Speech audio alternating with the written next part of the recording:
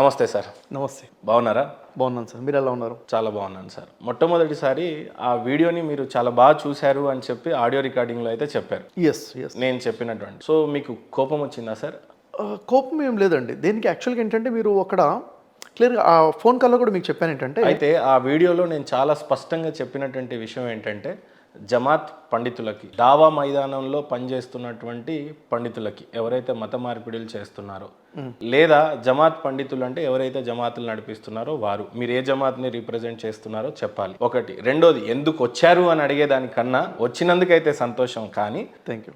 నేను అడిగినటువంటి క్వశ్చన్ను ఆలింలకి, దావా పండితులకి, ముస్లిం మత పెద్దలకు, వీళ్ళకు నేను అడిగినటువంటి ప్రశ్నలు ఇవి. సో మీరు పండితుల దావా మైదానంలో ఉన్నారా? మీరు మత మార్పిడిలు చేస్తున్నారా?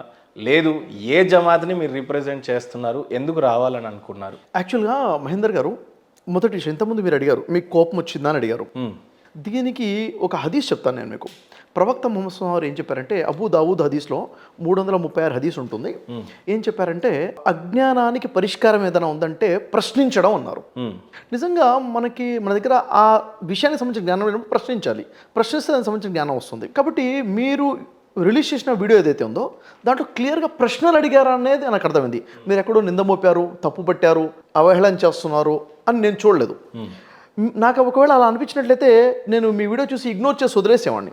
నాకు హార్ట్ టచ్ అయిన విషయం ఏంటంటే, మీరు ప్రశ్నిస్తున్నారు, మీకు సమాధానం కావాలి అని మీరు ఫీల్ అవుతున్న విషయం నాకు అర్థమైంది. కాబట్టి నేను స్పందించాను. మొదటి విషయం.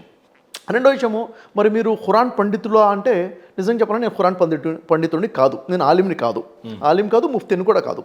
కేవలం ఖురాన్ యొక్క స్టూడెంట్ని మాత్రమే, ఒక విశ్వాసిగా ఉన్నాను, బిలీవర్గా ఉన్నాను. అయితే ఇది ఆలిం మాత్రమే స్పందించాలా అంటే, చూడండి, అనేక సంవత్సరాలు మీరు చెప్పినట్టుగానే ఖురాన్ గురించి కానివ్వండి, బైబిల్ గురించి కానివ్వండి, భగవద్గీత, వేదాల గురించి కానివ్వండి, నేను సమాంతర విషయాలు బోధించుకుంటూ దాదాపుగా 10 సంవత్సరాల వరకు సర్వీస్ ఇచ్చున్నాను, అందరూ ఒక ప్లాట్ఫామ్ దిగి రావాలని చెప్పేసి. నాకు అనిపించిన ఏంటంటే, వీటికి నేను స్పందించగలుగుతాను కదా, నాకు సమాధానం చెప్పగలుగుతాను కదా అన్న ఆలోచన నేను ఫోన్ చేశాను. మీరు దాన్ని యాక్సెప్ట్ చేశారు. అలా కాదండి, మీరు ఆలింనే పిలుస్తున్నాను, ఆలిం మాత్రమే రావాలి అంటే సరే డ్రాప్ అయిపోయేదేమో. కాబట్టి మీరు యాక్సెప్ట్ చేస్తారు కాబట్టి ఈరోజు ఇక్కడ కూర్చున్నాను నేను. సో ఏ జమాత్ని మీరు రిప్రజెంట్ చేయట్లేదు? నేను యాక్చువల్గా ఇప్పుడు వచ్చింది ఎలా వచ్చానంటే, జస్ట్ ఖురాన్ బిలీవర్గా వచ్చానే తప్ప ఒక జమాత్కి రిప్రజెంట్గా రాలేదు. దావా పండితులు కూడా కాదు అంటే, నేను ఏ దావా సెంటర్ లేదు, ఏ దావా సెంటర్కి రిప్రజెంట్ చేయడానికి రాలేదు, ఏ జమాత్కి రిప్రజెంట్ చేయడానికి రాలేదు, ఒక ముస్లిం సమాజం తరపు నుంచి అంతకన్నా రాలేదు. ఓకే. మీరు ప్రశ్న ముస్లింలను ప్రశ్నించినట్టుగా నాకు అనిపిస్తే నేను వచ్చేవాడిని కాదు.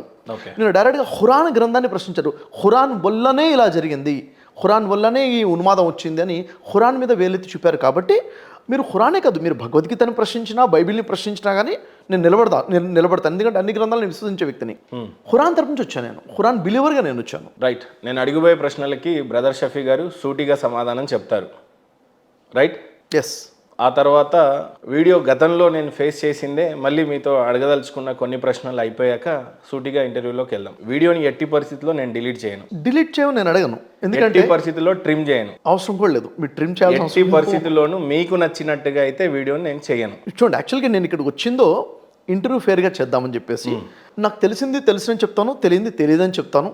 మీరు దాన్ని డిలీట్ చేయాల్సిన అవసరం లేదు, ట్రిమ్ చేయాల్సిన అవసరం లేదు. ట్రిమ్ చేయని, డిలీట్ చేయని నేను అడగను కూడా. ఫస్ట్ ఆఫ్ ఆల్, భారతదేశం పౌరుడిగా మీరు ఏ గ్రంథాన్ని విశ్వసిస్తారు? భారతదేశ పౌరుడిగా నేను రాజ్యాంగాన్ని విశ్వసిస్తాను. ఖురాన్ని విశ్వసిస్తారా? ఒక ఆధ్యాత్మిక వ్యక్తిగా నేను ఖురాన్ విశ్వసిస్తాను. భారతదేశ పౌరుడిగా ఏ మత గ్రంథాన్ని మీరు విశ్వసిస్తారు? నేను అన్ని గ్రంథాలను విశ్వసిస్తాను సార్. అంటే గ్రంథంలో ఉన్నటువంటి ఏ గ్రంథాన్ని స్పెసిఫిక్గా విశ్వసిస్తారు? అన్ని సేమ్ అని సమాన భావంతో ఏకీభవిస్తారా? చూడండి, ఉదాహరణకి ఇప్పుడు నేను ఒక ముస్లింగా లేదు సార్, అన్ని గ్రంథాలను ఖచ్చితంగా ఒకే కోణంలో గౌరవిస్తారా? ఒకే స్థాయిలో గౌరవిస్తారా? గౌరవిస్తాను. ఖురాన్ని గౌరవిస్తాను, బైబుల్ని గౌరవిస్తాను, భగవద్గీతని ఎందుకు గౌరవిస్తాను అది కూడా చెప్తాను. రైట్. తర్వాత చెప్పండి. అన్నిటిని గౌరవించినప్పుడు నేను బలవంతం పెట్టను, జస్ట్ నేను టెస్ట్ చేయాలని కోరుకుంటున్నాను అంతే. ఫస్ట్, ఖురాన్ని కనుక గౌరవిస్తున్నప్పుడు మీరు చాలాసార్లు నమ్మేటువంటి దేవుడు అల్లా అని అంటారు. అవును. సో మీరు అల్లాహు అక్బర్ అని అనొచ్చు. ఆ తర్వాత మీరు ఒకవేళ రామాయణం, భగవద్గీతని కూడా నిజంగానే విశ్వసిస్తే మీరు జై శ్రీరామ్ అని అనాలి. ఆ తర్వాత ప్రైజ్ ద లార్డ్ అని చెప్పాలి. ఓకే. So please. ఏం చెప్పమంటున్నారు ఇప్పుడు? మీకు స్పష్టంగానే మీరు అర్థమైంది. చెప్పండి, నేను చెప్తాను. అల్లాహు అక్బర్ అంటున్నాను నేను. అల్లాహు అక్బర్. ఓకే. జై శ్రీరామ్ అంటున్నాను నేను. జై శ్రీరామ్. జై శ్రీరామ్. జై శ్రీరామ్. జై శ్రీరామ్. ఎన్నిసార్లు అన్నాలు చెప్పండి? జై శ్రీరామ్ అన్నాను కదా, జై శ్రీరామ్. అల్లాహు అక్బర్. అల్లాహు అక్బర్. Praise the Lord. Praise the Lord. Praise the Lord. Praise the Lord. ఖచ్చితంగా మీ జమాత్ల నుండి మీకు ఫతా జారీ చేస్తారేమో అనేది నా ఉద్దేశం. యాక్చువల్గా ఫత్వా ఎందుకు వస్తుంది?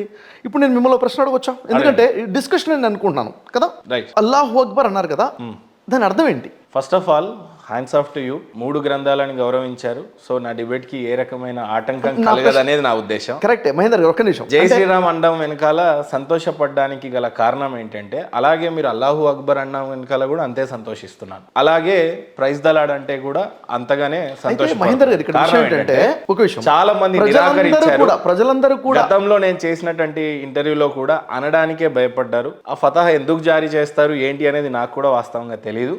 చాలా మంది భయపడ్డారు ఆ ఒక్క పదాన్ని వాడడానికి. సో ఇప్పుడు భారతదేశ పౌరుడిగా రాజ్యాంగాన్ని గౌరవిస్తున్నా అన్నటువంటి ముస్లిం సోదరులలో చాలా తక్కువ మందిని చూశాను. అలాంటిది మీరు ఈరోజు రాజ్యాంగాన్ని గౌరవిస్తున్నాను అని అంటే, రాజ్యాంగబద్ధమైనటువంటి పనులు వాటిని ఎలా అనుసరిస్తున్నారు అనేది నేను తర్వాత మిమ్మల్ని అడుగుతాను ఖచ్చితంగా. వాస్తవం.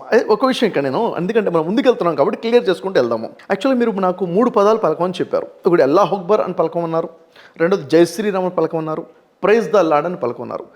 నాకు తెలిసి ఈ పదాలు పలికే వాళ్ళకి తక్కువ మందికి ఆ పదాలు అర్థం తెలిసేమో నేను అనుకుంటున్నాను. ఓకే. యాక్చువల్గా అర్థాలు తెలియకపోవడం వల్లనే అపోహకు గురైపోతున్నాం.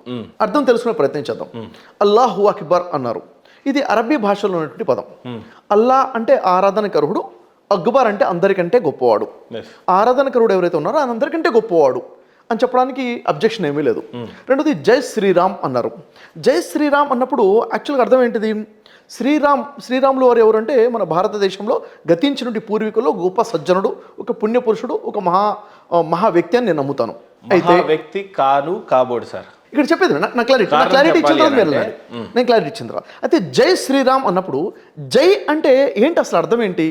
జై అంటే ఒక నిమిషం, కాదు నేను చెప్పేది రండి. జై అంటే చాలా మంది ఒక అపోహ ఏమిటంటే అదొక ఘన కీర్తి అని, కీర్తించడము అని, స్తుతించడము అనే అర్థం వస్తుంది. కాబట్టి దేవుణ్ణి మాత్రమే స్తుతించాలి, కాబట్టి ఇంకెవరిని స్తుతించకూడదు అన్న ఆలోచనతో జై శ్రీరామ్ అనకూడదు అన్న నినాదం వచ్చింది. ఇది రాజకీయ నినాదంగా కూడా వచ్చేసింది. వాస్తవానికి పదాల యొక్క అర్థం తెలుసుకుంటే జై శ్రీరామ్ అంటే జయము కలుగును గాక. మనం జై భీమ్ అంటాం, జై భీమ్ అని అంటారు, జై కిసాన్, జై జవాన్. ఈ విధంగా జై అంటే వారు విజయం పొందుగాక అని చెప్పి వారి కోసం మనం ప్రార్థన చేస్తున్నాం. నిజం చెప్పాలంటే ప్రైజ్ ద లార్డ్ అంటాం. ప్రైజ్ ద లార్డ్ అంటే ఏంటి? ప్రైజ్ చేస్తున్నాము, స్తుతిస్తున్నాము. ఎవరిని? లార్డ్ని, ప్రభువుని, దేవుణ్ణి. కాబట్టి భాష మారినంత మాత్రాన మనం విషయం అర్థం చేసుకోవడమే ఇక్కడ ఉన్నటువంటి క్లారిటీ. కాబట్టి ఈ అవగాహన లేనివాడు మేబీ అనకపోవచ్చు. దీన్ని రాజకీయంగా చేశారు చాలామంది. మీరు రాజ్యాంగాన్ని గౌరవిస్తున్నాను అని అన్నారు. ఎస్, దాన్నే ఖచ్చితమైన గ్రంథం కింద భావిస్తున్నాను అని అన్నారు. భారతదేశంలో ఉన్న ప్రతి పౌరుడు రాజ్యాంగాన్ని గౌరవించాల్సిందే.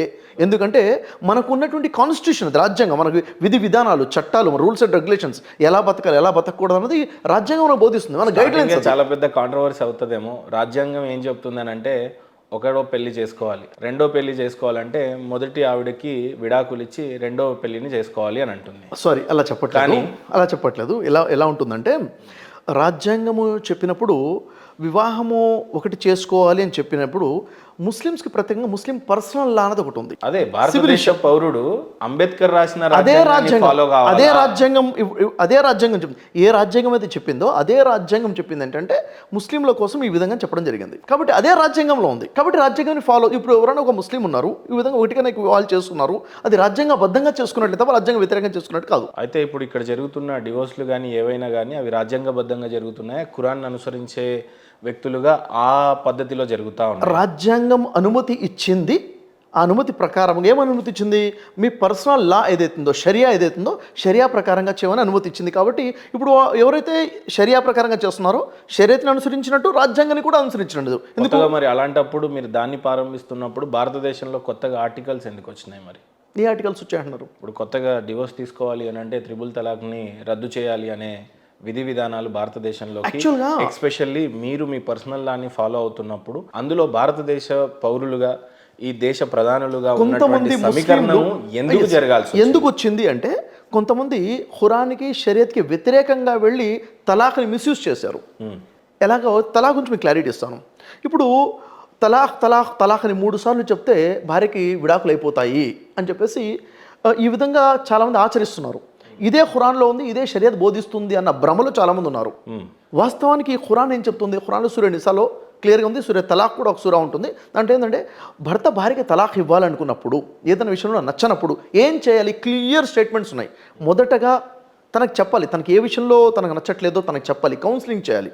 రెండోది, తనతో దూరంగా ఉండే ప్రయత్నించాలి. ఒకే ఇంట్లోనే పడక వేరు చేయమని చెప్పడం జరిగింది.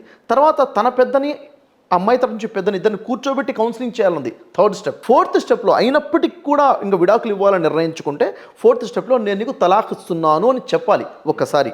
ఆ తర్వాత 1 మంత్ కలిసి ఒకే ఇంట్లో ఉండాలి, కండిషన్. తర్వాత 1 మంత్ తర్వాత మళ్ళీ నేను నీకు తలాక్ ఇస్తున్నాను మళ్ళీ చెప్పాలి. ఆ తర్వాత 1 మంత్ ఇంకా కలిసి ఉండాలి. తర్వాత మూడో తలాక్ చెప్పాలి. ఇది ఖురాన్ షరియా ఇస్తున్నటువంటి సమాధానం.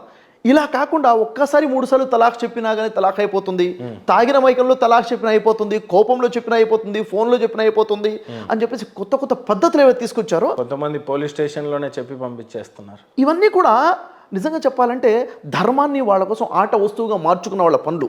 ఇలాంటి వాడికి గొడ్డలి పెట్టుగా ఆర్టికల్ వచ్చింది. I salute. అయితే వచ్చిన ఆర్టికల్ ఇస్లాంకి, ఖురాన్కి, షరియత్కి వ్యతిరేకంగా వచ్చిందా? రాలేదు. ప్రజలు షరియత్ని ఎట్లయితే మార్చేసుకున్నారో వాళ్ళకి వ్యతిరేకంగా వచ్చింది. బలవంతుడు దాన్ని ఏ రకంగానో ఉపయోగించుకుంటాడు. బలహీనురాలైన లేడీ ఏం చేస్తుంది? అసలే బయటికి వెళ్ళి చెప్పుకోలేదు కాబట్టి ఖచ్చితంగా ఈ మీరు చెప్పిన 3 పద్ధతిలో అది అయ్యే ప్రసక్తి అయితే అయ్యే ప్రసక్తి కాదు కదా. ఇప్పుడు భార్యకి నేను ఇప్పుడు తలాక్ చెప్పాను నా భార్యకి అనుకోండి, 1 నెల తర్వాత కోపం తగ్గిపోతుంది, అవునా లేదా? ఇంకొక నెల, ఈ విధంగా 3 months టైం ఉంది అక్కడ.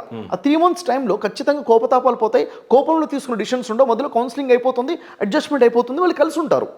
అయినప్పటికీ మనకు కలవదు అనుకుంటే అప్పుడు వచ్చే డైవర్స్, జెన్యూన్ డైవర్స్ అంటారు దాన్ని. అవును కదా. డిబేట్లో ముందు కొనసాగించే ముందు నాకు కొన్ని ప్రశ్నలు ఉన్నాయి మీతో. గతంలో నేను చాలా కన్ఫ్యూజ్ అయ్యాను, చాలా మంది చాలా విధాలుగా చెప్పారు. అగైన్ నేను మీకు అదే క్వశ్చన్స్ అడుగుతాను. స్వర్గానికి ప్రాప్తి పొందాలి అని అంటే వాడు ఎంత మంచివాడైనా ఎంత చెడ్డవాడైనా పర్లేదు, కానీ బట్ ఖురాన్ ప్రకారంగా మొహమ్మద్ ప్రవక్త వారిని నమ్మితేనే స్వర్గం అని ఉందంట. నిజమా అబద్ధమా? చూడండి, తర్వాత సున్నతి చేయించుకోవచ్చా చేయించుకోరాదా?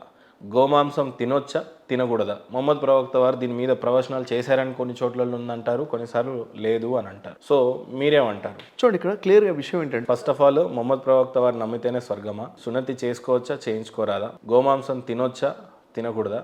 అసలు ఎవరు స్వర్గ నరకాలకి అర్హులు? చూడండి, విషయం ఏంటంటే సార్, ఇప్పుడు మొహమ్మద్ ప్రవక్తని విశ్వసిస్తేనే స్వర్గమా అంటే సృష్టికర్తన దైవాన్ని విశ్వసించాలి, ఆయన పంపించిన ప్రవక్తలందరినీ విశ్వసించాలి, ఆయన దైవదూతలను విశ్వసించాలి, దేవుడు పంపిన గ్రంథాలన్నింటినీ విశ్వసించాలి, పరలోకాన్ని విశ్వసించాలి, అంటే తీర్పు దినం విశ్వసించాలి, అదృష్ట దురదృష్టాలను విశ్వసించాలి. ఈ అన్నింటిని కూడా విశ్వసిస్తే దాన్ని విశ్వాసం అంటారు. ఆ తర్వాత సదాచరణ కలిగి ఉండాలి, మంచి పనులు చేస్తూ ఉండాలి. ఇలాంటి వారి కోసము ఇహలోకంలో మరియు పరలోకంలో సాఫల్యం ఉందని ఖురాన్ క్లియర్గా చెప్పడం జరుగుతుంది. అయితే ఇక్కడ ప్రవక్తలందరినీ విశ్వసించాలి అని కండిషన్ ఉంది ఖురాన్లో. అన్ని గ్రంథాలను విశ్వసించాలని కండిషన్ ఉంది.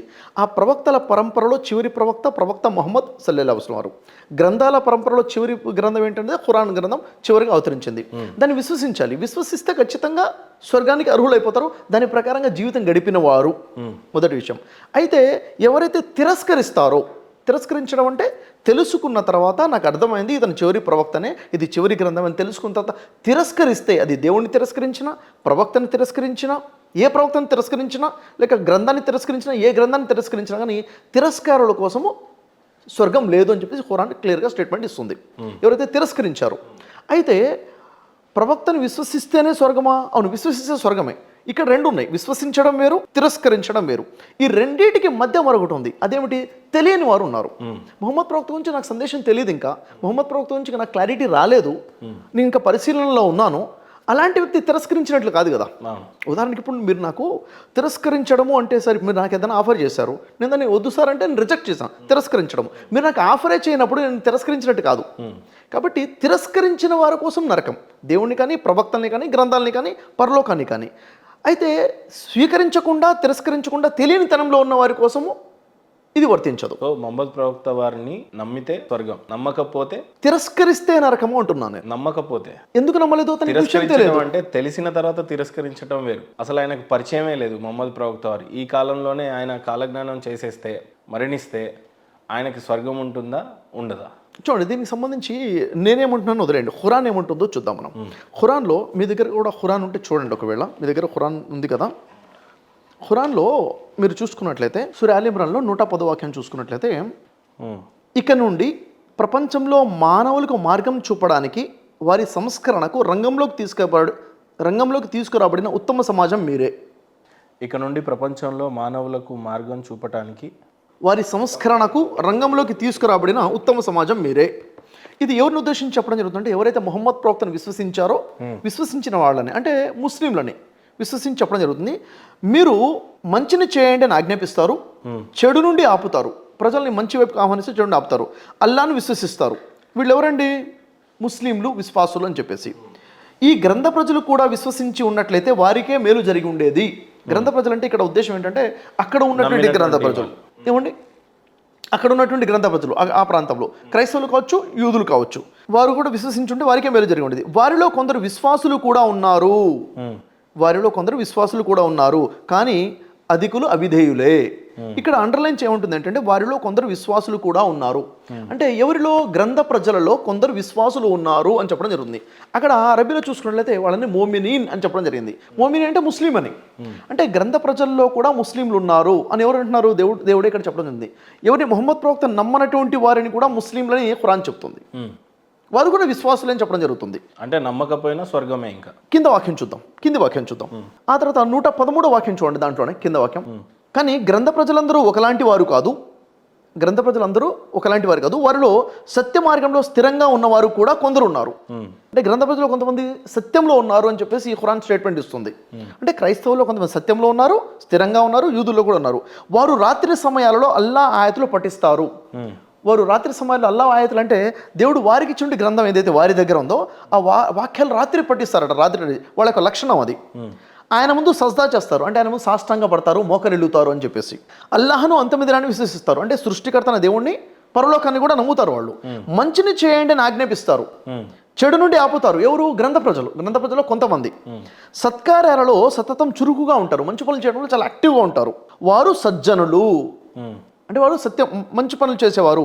వారు చేసే ఏ పనికైనా విలువ ఇవ్వకపోవడం అనేది జరగదు. అంటే వారు చేసే మంచి పనులు, వారి విశ్వాసానికి దేవుడు ఖచ్చితంగా ప్రతిఫలాన్ని ఇస్తాను అని చెప్తున్నాడు. అంటే ఇది ఈ స్టేట్మెంట్ షఫీ చెప్తున్నాడా లేక ఖురాన్లో ఉన్న స్టేట్మెంటా? ఖురాన్లోని స్టేట్మెంట్. ఇక్కడ వారు అంటున్నారు. వారు అని ఎందుకు అన్నారు? వీరు కాదని అర్థం. వీరు అంటే ముహమ్మద్ ప్రవక్త నమ్మిన వారు, వారు అంటే ముహమ్మద్ ప్రవక్త నమ్మకుండా ఆ వర్గంలో ఉన్నవారు. ఆ వర్గంలో ఉన్న వారిలో విశ్వాసులు ఉన్నారని, వారు మంచి పనులు చేస్తున్నారని, వారు విశ్వాసంపై స్థిరంగా ఉన్నారని, వారికి ప్రతిఫలం ఉందని క్లియర్గా చెప్పడం జరుగుతుంది. అది వాళ్ళ గ్రంథాన్ని ఆధారంగా వారి గ్రంథాలు చదువుతున్నారు. అక్కడ కూడా అంటే ఇక్కడ గమనించాల్సింది ఏంటంటే వారు అల్లా వాక్యాలు చదువుతున్నారు అని దేవుడే స్వయంగా ఇక్కడ చెప్తున్నాడు. అంటే వారు చదువుతున్న దేవుని వాక్యాలన్న స్టేట్మెంట్ ఇక్కడ ఇవ్వడం జరుగుతుంది.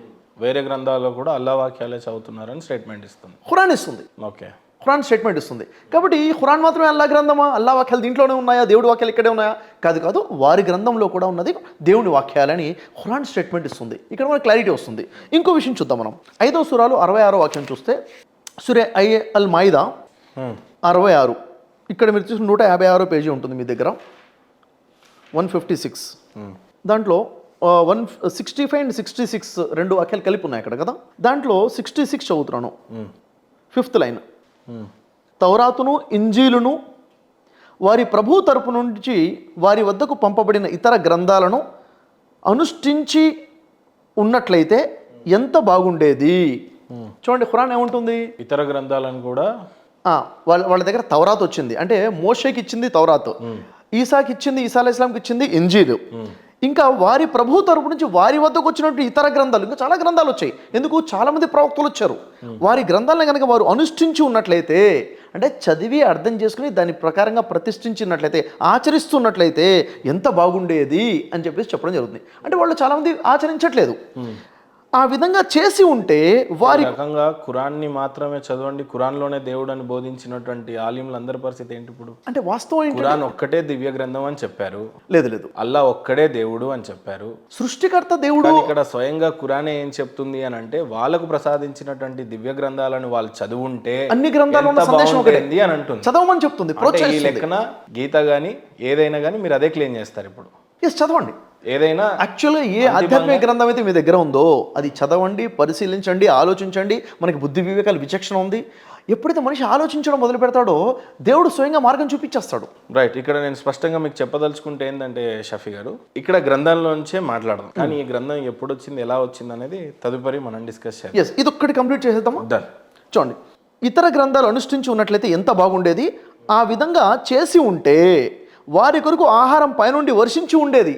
అంటే దేవుడు ఉపాధి ఇచ్చాడు, వర్షాలు కురిపించడం, కింద నుండి పొంగిపరలేదు, అంత పుష్కలంగా వాళ్ళకి అన్ని కలిసి వచ్చే విధంగా దేవుడు చేసేవాడు.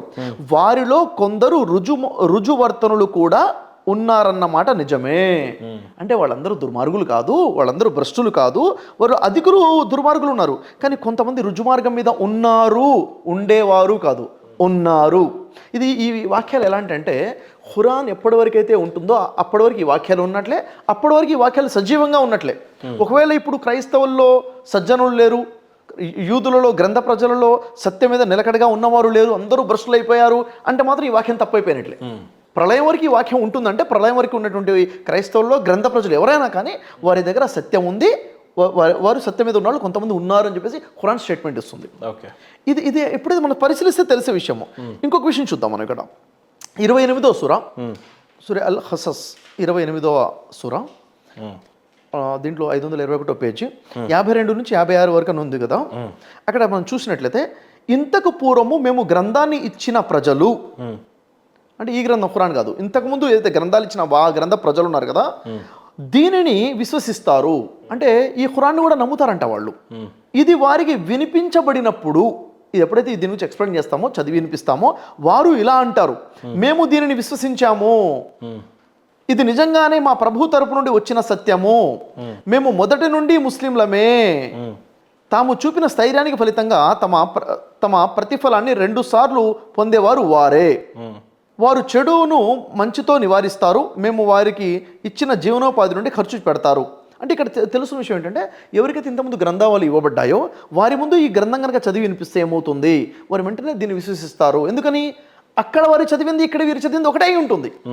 అక్కడ వారు ఏదైతే తెలుసుకున్నారో అదే సందేశం ఇక్కడ ఉండదు, కొత్త సందేశం ఉండదు. కాబట్టి మేము విశ్వసించాము అంటారంట. ఇంకేమంటారంట, మేము ముందు నుండి ముస్లింలమే అంటారట. ముస్లింలు అంటే ఇక్కడ అరబీ భాష. యాక్చువల్ దాని అర్థం ఏంటంటే, ఇప్పుడు మేము కూడా ముందు నుండి దేవుని దాసులమే, ముందు నుండి మేము కూడా దేవుని భక్తులమే. అంటే ఇక్కడ దేవుని భక్తి గురించి చెప్పడం జరుగుతుంది కదా, మేము నమ్ముతున్నాం, ముందు నుంచి కూడా మేము దేవుని ఆరాధించేవారమే అని చెప్తారు వారు. అంటే ఏమవుతుంది అంటే, ఖురాన్ స్వయంగా ఒప్పుకుంటుంది, గ్రంథ ప్రజలలో ముందు నుండే ముస్లింలు ఉన్నారు, ఈ ఖురాన్ని నమ్మక ముందు నుంచే ముస్లిమ్స్ ఉన్నారు, అంటే విశ్వాసులు ఉన్నారు అని చెప్పేసి స్టేట్మెంట్. ఇలా అనేక వాక్యాలు ఖురాన్లో ఉన్నాయి. చివరిగా ఒక వాక్యం చూద్దాం, 2వ అధ్యాయము 2వ సూర 62వ వాక్యం, స్టార్టింగ్లోకి వచ్చేయండి, 12వ పేజ్. అక్కడ 62 చూస్తే, అరేబియా ప్రవక్త మొహమ్మద్ను విశ్వసించేవారు కానీ, అంటే ఎవరు సార్, మొహమ్మద్ ప్రవక్తను నమ్మిన వాళ్ళు, ఈరోజు సమాజంలో ముస్లింలుగా పిలువబడుతున్న వాళ్ళు కానీ, యూదులు కానీ, క్రైస్తవులు కానీ, సాబయీలు కానీ, ఎవరైనా సరే అంటే హూసో ఎవరు, ప్రపంచంలో ఏ జాతైనా ఎవరైనా కానీ పూర్తి ప్రపంచంలో వారు కనుక అల్లాహను, అంటే సృష్టికర్తన పరమేశ్వరుడిని, అంతిమ దినాన్ని, అంటే తీర్పు దినం ఉంది, తీర్పు దినాన్ని విశ్వసించి మంచి పనులు చేసే వారికి నిస్సందేహంగా వారి ప్రభువు వద్ద మంచి ప్రతిఫలం ఉంది. వారి ప్రభువు వద్ద మంచి ప్రతిఫలం ఉంది అంటే ఏంటి, వారికి సక్సెస్ ఉంది, సాఫల్యం ఉంది. వారికి ఏ విధమైన భయం కానీ విచారం కానీ కలిగే అవకాశం లేదు. అంటే నరకం లేదనే కదా, నరక శిక్షలు లేవనే కదా. అంటే వారికి ఎలాంటి భయము లేదు, ఎలాంటి విచారము కలగదు. వారికి ప్రభు వద్ద ప్రతిఫలం ఉంది. ఎవరికి ఉంది? మొహమ్మద్ ప్రవక్త నమ్మినవారైనా, యూదులైనా, క్రైస్తవులైనా, సాబీలైనా, ఇంకెవ్వరైనా కానీ వారు చేయాల్సింది ఏంటంట, 3 విషయాలు చెప్పడం జరిగింది ఇక్కడ. ఒకే ఒక సృష్టికర్తని నమ్మాలి, అల్లాహ్ను, పరలోకాన్ని నమ్మాలి, అంటే తీర్పు దినం ఉంది. కొంత కాంట్రడిక్షన్ ఏముంది అని చెప్పండి. అరేబియా ప్రవక్త మొహమ్మద్ను విశ్వసించిన వారు కానీ, యూదులు కానీ, క్రైస్తవులు కానీ, సాబీలు కానీ, ఎవరైనా సరే, అవును, కేవలం అల్లానే అక్కడ ఉంది. అల్లాను అంతిమ దినాన్న విశ్వసించి మంచి పనులు చేసిన వారికి నిస్సందేహంగా వారి ప్రభు వద్ద మంచి ప్రతిఫలం ఉంది అని అంటారు. అంటే అల్లానే నమ్మాలి అని ఉంది. అంటే ఇక్కడ అయితే ఇప్పుడు మీరు ఒక విషయాన్ని చాలా క్లుప్తంగా ఒప్పుకుంటే మిగతా వాళ్ళకి చాలా కన్వీనియన్స్ గా ఉంటది. ఏంటంటారు? ఎటు తిరిగి వచ్చి అల్లానే దేవుడు అనడం, మొహమ్మద్ ప్రవక్త వారు చివరి ప్రవక్తే అయినా మీరు ఆయన్ని గౌరవించినా కూడా ఎటు చూసినా వాళ్ళు యెహోవాను నమ్ముతారు, మేము ఈశ్వరుడిని సర్వేశ్వరుడిని నమ్ముతాము, ఇక్కడ మీరు మాత్రం అల్లానే నమ్ము అని అంటున్నారు. సో ఇక్కడ అల్లాను నమ్మకపోతే ఎవరైనా సరే నరకానికి పోతారని కూడా అర్థం ఇది. సో అల్లా ఒక్కడే దేవుడు, అసలు దేవుడికి పేరు ఏంటూ ఉంటే అది అల్లా అని మీరు విశ్వసిస్తున్నారు. కాదండి, యాక్చువల్గా ఏంటంటే ఇక్కడ చూడండి, లాజిక్ ఇక్కడే క్లారిటీ ఉంది. మహమ్మద్ ప్రవక్త నమ్మిన వాళ్ళైనా, యూదులు అయినా, క్రైస్తవులైనా, యూదులు అల్లా నమ్ముతారా? క్రైస్తవులు అల్లా నమ్ముతారా? ఏమనుంది చూడండి, అక్కడ ఎవరైనా సరే అల్లాను అంతిమ దినాన్ని విశ్వసించి మంచి పనులు చేసిన వారికి నిస్సందేహంగా వారి ప్రభు వద్ద మంచి ప్రతిఫలం ఉంది. అంటే కేవలం అల్లాను మాత్రమే విశ్వసించాలి వాళ్ళు, ఎవరైనా సరే. యాక్చువల్లీ ఏమైంది ఇక్కడ కాఫీర్లను అయితే లేదు. లేదు. ఓకే, చూడండి ఇక్కడ విషయం ఏంటంటే, మనం ఇప్పుడు తెలుగు అనువాదం చదువుతున్నాం కదా, అరబీ భాషలో ఉన్న అరబీ ఖురాన్ పక్కన ఉంది, దాన్ని తెలుగులో ట్రాన్స్లేషన్ చేయాలి. చేసేటప్పుడు ప్రతి పదాన్ని ట్రాన్స్లేషన్ చేయడం జరిగింది, కానీ ఇక్కడ ట్రాన్స్లేషన్ చేసే వ్యక్తి ఒక పదాన్ని ట్రాన్స్లేషన్ చేయలేదు. ఆ పదమే అల్లా. అల్లా అనేది అరబీ భాష. అరబీ భాషలో ఉన్నటువంటి పదాన్ని తెలుగులోకి ట్రాన్స్లేట్ చేయకుండా అరబీలో ఉన్న అల్లా అన్న పదాన్ని యాజ్ ఇట్ ఈజ్ తెలుగులో రాసేస్తారు. ట్రాన్స్లేషన్ చేసిన వ్యక్తి ఎవరైనా, ఖురాన్ ఏ ట్రాన్స్లేటర్ అయినా కానీ దాదాపు ఇలాగే చేశారు. కానీ ముస్లిం సోదరులు ఎవరైనా ఒప్పుకుంటారా? ఇప్పుడు అల్లా అనే పేరుకి అర్థం ఏంటి? అల్లా అంటే అరబిక్లో దేవుణ్ణి, సేమ్ అగైన్ నా పాత కాంటెక్స్ట్ లోకి వెళ్ళాల్సి వస్తుంది. అల్లా అనంటే మీ దేవుడా? చూడండి, అల్లా అంటే మీ దేవుడా? అల్లా అంటే మా దేవుడు కాదు. అరబీలో అల్లాని పిలుస్తున్నారు, అందరికీ దేవుడు ఒకడే ఉన్నాడు, ఆయన అరబీలో అల్లా అంటున్నారు. అల్లా అనే దేవుడు ఇంకొకరికి కనిపించలేదు, ఇంతవరకు వినిపించలేదు. వినిపించాడేమో, అంటే త్రూ జిబ్రియల్ దూత త్రూ వినిపించి ఉండొచ్చు ఏమో. సరే సార్, ఇప్పుడు అల్లా దేవుడికి నామకరణం చేసిన మానవుడు ఎవరు? చూడండి సార్, ఇక్కడ ప్రవక్త వారు దేవుడికి అల్లా అనే పేరు నామకరణం చేశారా? మానవులు మీరంతా ఇస్లాం సోదరులంతా కలిసి దేవుడికి నామకరణం చేశారా? ఇంతవరకు దేవుడికి పిల్లలు లేరు, భార్య పిల్లలు లేరు, ఆయనకి ఇల్లు లేదు, సంసారం లేదు, ఆయన ఇంతవరకు ఎవరికి కనిపించలేదు, ఇంతవరకు ఆయన రూపం ఏంటో ఎవరికి తెలియదు. అలాంటప్పుడు దేవుడు ఒక్కడే, అది అల్లా అని మీరు విశ్వసిస్తున్నప్పుడు అల్లాకి నామకరణం చేసినటువంటి ప్రవక్త ఎవరు? ప్రవక్తనే దేవుడిని సృష్టించేశాడా? దేవుడు ప్రవక్తని సృష్టించాడా? లేదా దేవుడు మానవులను సృష్టించారా? మానవులంతా కలిసి, కేవలం ఇస్లాం సోదరులంతా కలిసి అల్లాకి నామకరణం చేసి ఆయనే మా దేవుడు అని చెప్పి విశ్వసిస్తున్నారా మీరు? చాలా క్లియర్గా మీ ప్రశ్న ఉంది, నాకు అర్థమైంది మీ ప్రశ్న. క్లారిటీగా ఆన్సర్ చెప్పే ప్రయత్నం చేస్తాను. చూడండి, సృష్టికర్త ఒకడే ఉన్నాడు. ఆ సృష్టికర్త ప్రజలకి సందేశం ఇవ్వడం కోసం అనేక మంది ఋషులను పంపించాడు. ఋషులనే ప్రవక్త అంటారు. ప్రవక్త అన్న ఋషి అన్న ఒకటే. అయితే ఆ పరమేశ్వరుడు, ఆ పైన ఉండే సృష్టికర్త ఎప్పుడైతే తన ఋషిని పంపిస్తాడో, ఏ జాతి వద్దకు పంపిస్తాడో ఆ జాతి ప్రజలు మాట్లాడే భాషలోనే సందేశం ఇస్తాడు. అంటే ఇప్పుడు అల్లా ఋషులను పంపించారు అని అంటున్నారా? ఎస్. ఇప్పుడు అల్లా అనేది అరబీ భాష, మనం మన భాషలో మాట్లాడుకుంటే పరమేశ్వరుడు అనొచ్చు. పరమేశ్వరుడు, భగవంతుడు, పరమేశ్వరుడు, మీ పరమేశ్వరుడు ఒకడే పరమేశ్వరుడు. చూడండి, తెలుగులో మాట్లాడుతుంటే అంటే పరమందు ఉండేటువంటి ఈశ్వరుడు అంటే నియమించేవాడు, ఆయనే సర్వేశ్వరుడు, సర్వానికి ఈశ్వరుడు, సర్వాన్ని నియమించేవాడు, నడిపించేవాడు. ఆయన్నే అరబీ భాషలో అల్లా అంటున్నారు. ఇది ఎలా జరిగింది చెప్తాను. అల్లా అన్న పదం ఎవరు పెట్టారు అని అడిగారు మీరు. అల్లా అన్న పదం ఎవరు పెట్టారు? ఏం జరిగిందంటే, ఎప్పుడైతే మొహమ్మద్ ప్రవక్తని దేవుడు ఎన్నుకున్నాడో అక్కడ మొహమ్మద్ ప్రవక్త ద్వారా ప్రజల్ని ప్రశ్నించడం జరుగుతుంది. దీనికి ఖురాన్ ప్రస్తావన ఉంటుంది చూడండి. ఇది చూసి ఈ వాక్యం చూస్తే అర్థమవుతుంది. 43వ సూరా తీయండి, మీకు క్లారిటీ వస్తుంది. 43వ సూరాలో, ఎందుకంటే మనం ఏదైతే మాట్లాడుతున్నామో దానికి ఒక ప్రూఫ్ అనేది ఒకటి కనపడాలి క్లియర్గా. నా నోటి మాటగా చెప్పడం కాదు. జుఖ్రూఫ్లో 87వ వాక్యం. ఇక్కడ ఏమవుతుంది చూడండి, 87వ వాక్యం ప్రకారం ఏముంటుందంటే, మొహమ్మద్ ప్రవక్తతో చెప్తున్నాడు సృష్టికర్తన దేవుడు, నువ్వు వాళ్ళని ప్రశ్నించు. ఎవరిని ప్రశ్నించాలి? 87వ వాక్యం. నీవు మిమ్మల్ని ఎవరు పుట్టించారు అని వారిని అడిగితే స్వయంగా వారే అల్లా అని అంటారు. ఇక్కడ క్లారిటీ ఏమొచ్చింది? ఇప్పుడు ఇక్కడ ఏమవుతుందంటే, ప్రవక్తని పంపించింది అరబు జాతి దగ్గరికి. వారిని అడగాలి ఏమని, అసలు మిమ్మల్ని పుట్టించింది ఎవరు, పుట్టించిన దేవుడు ఎవరు అంటే, మీరు ఆరాధించే వాళ్ళని 10 మందిలో 20 మందిలో ఆరాధిస్తున్నారు, కానీ పుట్టించిన వాడెవరు అని అడిగినప్పుడు వారు పదం వాడతారు. అక్కడ వారు అన్నారు అల్లా అన్న పదం వాడారు. అంటే వారు సృష్టికర్తని అల్లా అన్న పేరుతో వాళ్ళు గుర్తిస్తున్నారు. కాబట్టి అల్లాని తప్ప ఇంకెవరిని ఆరాధించబాకండి, అంటే సృష్టికర్త తప్ప ఎవరిని ఆరాధించబాకండి అని అల్లా అన్న పదం అలా వాడటం మొదలుపెట్టింది. అంటే అల్లా అన్న పదం మొదటగా మొహమ్మద్ ప్రవక్త వాడారా, అల్లా వాడాడా అంటే ఆ ప్రజలు వాడుతున్న పదం అల్లా అన్న పదము.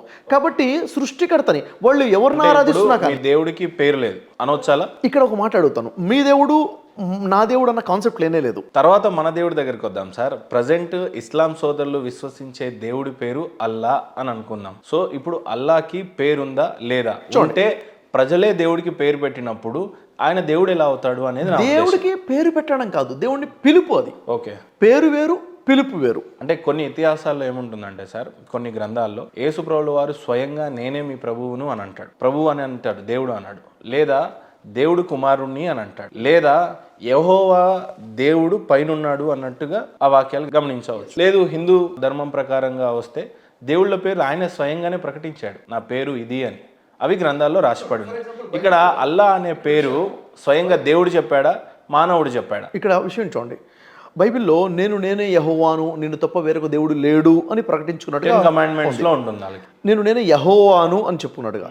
యెహోవా అంటే యెహోవా నేను తప్ప మీకు వేరొక దేవుడు లేడు అని చెప్తుంది 10 కమాండ్మెంట్స్. ఎస్. సో దేవుడే స్వయంగా నా పేరు యెహోవా అని బోధిస్తా నా ఉన్నాడు. అక్కడ పేరు అని ఉండదు, అక్కడ నా పేరు ఉండదు కానీ అంటే అక్కడ గమనించాల్సిందంటే యెహోవా అంటే ఏంటిది? జీవము గలవాడు అని అర్థం, అంటే మరణము లేనివాడు అని అర్థం. కానీ స్వయంగా ఆయన చెప్పుకున్నట్టుంది అక్కడ. ఖురాన్ లో కూడా ఇన్నని అనల్లా అని ఉంటది, నేనే అల్లాను అని చెప్పుకోవడం జరుగుతుంది. ఎవరికన్నారు ఈ మాట?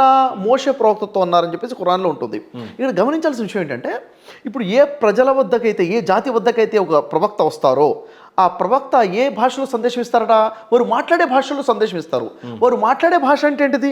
ఉదాహరణకి ఇప్పుడు ఇక్కడికి వచ్చాము, ఖురాన్ గనక ఇది మన తెలుగు రాష్ట్రాల్లో అవతరిస్తే, మొహమ్మద్ ప్రవక్త తెలుగు రాష్ట్రాల్లో వచ్చి ఉన్నట్లయితే ఇక్కడ ప్రజలు అడిగేవారు, ఈ భూమి ఆకాశాలను పుట్టించింది ఎవరు, మనందరినీ సృష్టించింది ఎవరని మీరు అనుకుంటున్నారు అన్నప్పుడు దేవుడు అని అంటారు. దేవుడు. అప్పుడు దేవుడు తప్ప ఇంకెవరిని ఆరాధించబాకండి అని చెప్పడం జరుగుతుంది. దేవుడికి పేరుంది ప్రతి సబ్జెక్ట్ లో, అది మీరు మర్చిపోలేదు. బైబుల్లో దేవుడి ప్రకారంగా యెహోవా ఉంది, ఇక్కడ ఈశ్వరుడు ఉన్నాడు, శ్రీకృష్ణుడు ఉన్నాడు. ఇవన్నీ కూడా నామాలు, పిలుపులు అనమాట. సహస్రనామాలు అంటారు మనం, అంటే 1000 పేర్లతో పిలుస్తాం మనం. ఇప్పుడు ఖురాన్లో ఏముంటుందో చూద్దాం. ఖురాన్లో డైరెక్ట్గా 17వ సూర 110వ వాక్యం తీయండి, మీకు అక్కడ ఆన్సర్ వస్తుంది. 17వ సూర 110వ వాక్యంలో స్వయంగా ఇక్కడ ఖురాన్లో దేవుడు ఏమని ప్రకటిస్తున్నాడో చూద్దాం. బనీ ఇస్రాయిల్ సూరాలో 110వ వాక్యం, పేజ్ నెంబర్ 388, 110 ఉంది కదా, 110. ప్రవక్త వారితో ఇలాను, అల్లాహ్ అని అయినా పిలవండి, లేదా రెహమాన్ అని అయినా పిలవండి, ఏ పేరుతో అయినా పిలవండి, లేదా రహమాన్ అని అయినా సరే, అయినా సరే అలా అయినా సరే, ఏ పేరుతో అయినా పిలవండి, అంటే ఏ పేరైనా సరే ఆయనకు గల పేర్లన్నీ చక్కనివే.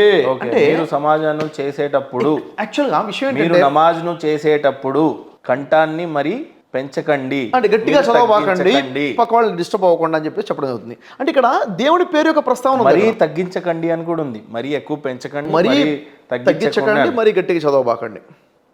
అంటే ఇక్కడ విషయం ఏంటంటే, సృష్టికర్తని ఏమని పిలవాలి అంటే అల్లా అని పిలవచ్చు, రెహమాన్ అని పిలవచ్చు, ఏ పేరుతోనే పిలుచుకోవచ్చు. ఇవి అరబ్బులు కాబట్టి అరబ్బీ భాషలో చెప్తున్నా చూడండి. అల్లా అనేది అరబ్బీ భాష. సార్ ఏ పేరైనా పిలవండి, ఆయనకు గల పేర్లు అన్ని చక్కనివే. ఏ పేరు? ఇప్పుడు ఉదాహరణ చూడండి సార్, ఇక్కడ నేను మిమ్మల్ని అడుగుతున్నాను, మహేందర్ గారు, మిమ్మల్ని, మీ అమ్మా నాన్నని, అందరినీ, ఈ భూమి ఆకాశాలని పుట్టించింది ఎవరు అని మీరు అనుకుంటున్నారు అంటే ఏం చెప్తారు మీరు సమాధానం? నన్ను సృష్టించింది బ్రహ్మ అంటాను. బ్రహ్మ అన్నారు కదా. ఇప్పుడు మీరు బ్రహ్మని తప్ప ఇంకెవరిని ఆరాధించబాకండి. బ్రహ్మ అంటే మీ దృష్టిలో ఏమైపోయింది? పుట్టించినవాడు, ఆ సర్వేశ్వరుడు, ఆ సృష్టికర్త ఒక్కడే ఉన్నాడు కదా. ఆ బ్రహ్మను తప్ప ఇంకెవరిని ఆరాధించబాకండి. ఎందుకు? అది మీ భాష. కానీ నాకు అలా బోధించబడలేదు. అంటే మీకు ఎవరు బోధించారన్నది కాదు నేను చెప్తుంది. యాక్చువల్గా ఏంటంటే, ప్రవక్తను ఎప్పుడైతే పంపించడం జరుగుతుందో ఆ ప్రవక్త స్పష్టమైన ఆన్సర్ మీ దగ్గర నుంచి రాంది ఇంతవరకు ఏంటంటే, అల్లాకి నామకరణం చేసింది మానవుడే. అల్లా మానవుడే ఖురాన్లో ఇంతవరకు చెప్పలేదు. ఏమన్నారు? నా పేరు అల్లా అని, అల్లా నా పేరు అని ఉండదండి. నా పేరు అని ఉండదు. నాదో చిన్న అమాయకత్వపు ప్రశ్ననే అనుకోండి. ఓకే, ఖురాన్ని సృష్టించిన వారు ఎవరు అని అంటే అల్లా అనుకుంటారు. సృష్టికర్త దేవుడు అవతరింపజేసిన గ్రంథం ఇది. ఈ వాక్యాలు అవతరించాయి. సృష్టికర్త ఎవరు? అల్లా సృష్టించినటువంటి ఈ గ్రంథాన్ని జీబ్రియల్ మొహమ్మద్ ప్రవక్త వారికి చెప్తున్నప్పుడు మొహమ్మద్ ప్రవక్త వారు శిష్యులకు చెప్పి రాయించినటువంటి గ్రంథం. స్వయాన అల్లా నా పేరు ఇది అని ఎక్కడో ఒక చోట ప్రస్తావించే ఉంటారు. ఇక్కడ ఎక్కడైనా ఉందా? ఇక్కడ క్లారిటీ లేదా మొహమ్మద్ ప్రవక్త చెప్తాను ఇక్కడ ఆయన ఇష్టానికి రాసినటువంటి గ్రంథమా? నిజంగా జీబ్రియల్ చెప్పిందా? అల్లా అని ఒక దేవుడు ఉన్నాడు, ఖచ్చితంగా ఆ దేవుడు బోధిస్తేనే ఖురాన్ పుట్టిందా? ఇక్కడ క్లారిటీ ఆథెంటికేషన్ ఏంటి మీ దగ్గర? ఇక్కడ క్లారిటీ ఇస్తాను నేను మీకు. నా పేరు అల్లా అని దేవుడు చెప్పుకుంటేనే దేవుడిచ్చిన గ్రంథము, నా పేరు అల్లా అని చెప్పుకోకపోతే దేవుడు చెప్పుకోకపోతే అది అథెంటిక్ కాదు అని మీరు చెప్తున్నారు కదా. అథెంటిక్ కాదు అనేది నా ఉద్దేశం కాదు. ఇక్కడ క్లారిటీ, పెద్ద ఖురాన్ లో స్వయంగా ఒక్క ఆయత్ అసలు కూడా దేవుడికి పేరు నేనే మీ దేవుడిని అని స్పష్టంగా పురాణాల్లో బోధించబడి ఉంది. బ్రహ్మ ఖచ్చితంగా చెప్పాడు నేను నీ సృష్టికర్తని. ఇన్నని అల్లాహ్ లా ఇలాహ ఇల్లా నా ఫాబుదూని క్లియర్ వాక్యం ఉంది. నేనే అల్లాను, నేను తప్ప వేరొక దేవుడు నీకు లేడు, స్పష్టంగా వాక్యం ఉంది. ఇప్పుడు ఆయన పేరు అల్లా. అయితే ఇక్కడ మీ క్లారిటీ రావాల్సింది ఏంటంటే దేవుడికి పేరు లేదు, ఉండదు, దేవుడికి పిలుపులు ఉంటాయి. మరి ఇప్పుడు మీరు దేవుడికి విశ్వసిస్తున్న అల్లా దేవుడు కాదా? అసలు దేవుడికి పేరు లేదు, ఉండదు. మీరెందుకు కేవలం అల్లానే దేవుడు అని బోధిస్తున్నారు? మీరు వింటే మీకు అర్థమవుతుంది. దేవుడికి పిలుపులు ఉంటాయి. ఆయన ఏమని పిలవాలి? అల్లాని పిలవండి, రెహమాన్ అని పిలవండి, రహీం అని పిలవండి, మంచి పేరుతో ఏదైనా పిలవండి. ఇది అరబీ భాషలో చెప్పారు కదా, విష్ణు అని పిలవండి, బ్రహ్మ అని పిలవండి, అలానే రాయండి. మరి ఖురాన్ లో కేవలం అల్లా అనడం వల్ల ఉన్న ఇక్కడ ఇప్పుడు స్పష్టంగా ఒక విషయం చెప్పాలి సార్, మానవ సోదరులందరికీ కూడా కుల మతం కాదు. ఇప్పుడు అసలు కులాల మతాలు మనం పెట్టుకున్నాము ఒక్కడే అన్నప్పుడు మనం అందరం కొట్టుకోసావాల్సిన పరిస్థితి ఉండకూడదు. రైట్? ఇప్పుడు మీ దేవుడే అయ్యాడు కాబట్టి నేను తిడుతున్నప్పుడు లేదా నేను క్వశ్చన్ చేస్తున్నప్పుడు నా దేవుడిని మహేందర్ అన్నాడు అనే విషయానికి వస్తుంది. దేవుడు మీకు ఒక్కడికే దేవుడు ఎలా అవుతాడు? కాదు. ఖచ్చితంగా దేవుడు ఒకడే ఉన్నాడు. అదే నా దేవుడు నేను ఏమైనా అనుకుంటా, అంతే కదా. నాకు ఇప్పుడు కష్టం వచ్చింది, నాకు దెబ్బ తగిలింది, పలానా దేవుడు ఇలా చేశాడని చెప్పి నేను బాధపడతా, నేను తిడతా, ఏమైనా చేస్తా. నాకెంత హక్కు ఉందో మీకు అంతే ఉంది కదా. అప్పుడు నా దేవుడు, నా వాక్యం, నా ఖురాన్, నా గ్రంథం, నా అల్లాని తిట్టాడు అని ఏ రకంగా క్లెయిమ్ చేస్తారు మీరు? లేదు సార్, ఇక్కడ విషయం ఏంటంటే క్లియర్గా అర్థం అవ్వాల్సింది, భాషల మధ్య క్లారిటీ రావాలి మనకి. భాష అనేది కేవలం ఒక టూల్ మాత్రమే. ఇప్పుడు నేను మీతో మాట్లాడితే ఏ భాషలో మాట్లాడాలి? తెలుగులో మాట్లాడాలి. ఎందుకు? నాకు తెలుగు మీకు అర్థం అవడం కోసం. ఖురాన్ అరబీలో ఎందుకు వచ్చింది? వారికి అరబీయే వచ్చు కాబట్టి. వేరే భాషలో ఖురాన్ వస్తే ఇదేంటి, ఏం చెప్తున్నారు అనేవాళ్ళు. చెప్పేది అక్కడ ఎందుకు వచ్చిందో ఖచ్చితంగా బోధిద్దాం. మీరు ఏదో ఒకటి ఫైనల్ గా తేల్చండి. ఏం చెప్పమంటారు? అల్లాకి పేరు నామకరణం చేసి ఇందాక మనుషులు అన్నట్టుగా చెప్పారు. ఎస్. లేదు ఇప్పుడేమో అల్లా నా పేరు అల్లానే అని చెప్పారు అన్నట్టు మీరు చెప్పారు. మీకు అసలు అల్లాకి పేరు ఉండదు అని చెప్పి మళ్ళీ మీరే అన్నారు. మీకు ఇప్పుడు నేను స్పష్టంగా అడుగుతుంది ఏంటి అని అంటే, ఇస్లాం సోదరులు నమ్మేటువంటి ఈ గ్రంథం ఖచ్చితంగా అల్లానే దేవుడు అని ఏ చిన్న ముస్లిం సోదరుని పిలిచి అడిగినా నువ్వు ఏ గ్రంథాన్ని విశ్వసిస్తున్నావు అంటే ఖురాన్ అంటాడు. మీ దేవుడు ఎవరు అని అంటే అల్లా అంటాడు. అది అరబిక్ లో అనాల్సింది ఆయన. ఇక్కడ ఏపీ తెలంగాణలో భారతదేశంలో ఈ ఖురాన్ని చదువుతున్నప్పుడు ఒకవేళ హిందీలో ఇప్పుడు అల్లాని ఏమని పిలుస్తున్నారు సార్? హిందీలో చాలా సార్లు మనం ఏమని పిలుస్తుంటున్నాం? ఖుదా అంటున్నాం. ఖుదా అనొచ్చు, సర్వేశ్వర్ అనొచ్చు, ఏదైనా అనొచ్చు. మరి తెలుగులోకి వచ్చేటప్పుడు మళ్ళీ మీరు అంతా బైబుల్ ఖురాన్ని తెలుగులో చదువుతూనే మళ్ళీ మీరు అల్లా అని ఎందుకు చదివి మానవులు దూరం కావడానికి యాక్చువల్గా ఇక్కడ నిజంగానే సర్వేశ్వరుడు అని ఉండుంటే నిజంగా ఇది మేము చదివేటువంటి గ్రంథమే మా దేవుడే ఉంటుండే ప్రతి హిందూ సోదరు. నా ఉద్దేశం కాదు. చూడండి, యాక్చువల్గా అది ట్రాన్స్లేషన్ చేస్తే ఖచ్చితంగా ఆ పదాన్ని కూడా ట్రాన్స్లేషన్ చేయాల్సిందే. చేయాల్సిందే. మీరు చెప్తుంది చేయలేదు అని అంటే ఖచ్చితంగా మీ మీద అగైన్ మత పెద్దల నుంచి మీ మీద ప్రెజర్స్ వస్తాయి. అయ్యి ఉండొచ్చు. వాళ్ళు నిజంగా దీన్ని యాక్సెప్ట్ చేసే పరిస్థితిలో ఉన్నారా? ఇస్లాంలో 2 విషయాలు ఉన్నాయి సార్. ఇస్లాం అంటే 2 విషయాలు ఉన్నాయి. ఒకటి ఇతాతే దీన్, రెండోది ఇషాతే దీన్. ఇతాతే దీన్ అంటే ఆచరణ, అనుసరణ, ధర్మాన్ని అనుసరించడం. అంటే ముహమ్మద్ ప్రవక్తను విశ్వసించిన తర్వాత అనుసరించే క్రమంలో నమాజ్ చేస్తారు, అజాన్ ఇస్తారు. ఈ పద్ధతిలో మాత్రము ఈ పదాలే వాడాలి అనేది ఉంది ఖచ్చితంగా. అల్లాహు అక్బర్ అనే అజాన్ ఇస్తారు, నమాజ్ అరబీలోనే చదువుతారు. ఇది ఆచరణ. ప్రచారము, డిస్కషన్, స్మరణ, ప్రార్థన విషయంలో మాత్రం మీరు ఏ భాషలో మాట్లాడతారో ఆ భాష మాట్లాడుకోండి, మీ మాతృభాష. కాబట్టి ట్రాన్స్లేషన్ చేయబడుతున్నప్పుడు ప్రతి పదం కూడా ట్రాన్స్లేషన్ చేయబడాల్సిందే. ఇక్కడ మీకు చెప్తాను విషయం. ఇప్పుడు అల్లా అన్న పదం ఎక్కడి నుంచి వచ్చింది అన్నది చెప్తాను నేను మీకు. అరబ్బులు మాట్లాడే భాషల్లో వాళ్ళు లాత్, మనాత్, ఉజ్జా అని వేరు దైవాలను ఆరాధించేవారు వాడు అక్కడ. అయినప్పటికీ కూడా పైన ఉన్నవాడు ఎవరు అంటే అల్లా అనేవారు. అంటే పైన ఉన్నవాడు అల్లా, మేము ఆరాధించేది వీళ్ళని ఆరాధిస్తున్నాం అని చెప్పేసి.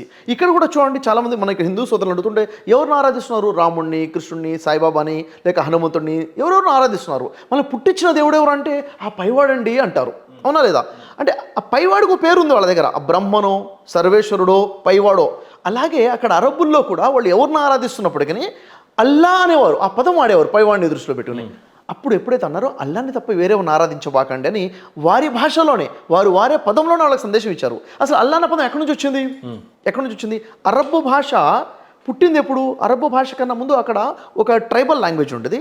ఆ ట్రైబల్ లాంగ్వేజ్లో ఈల్ అనే పదం వాడేవారు. ఈల్ అనే పదం ఎవరిని ఉద్దేశించి?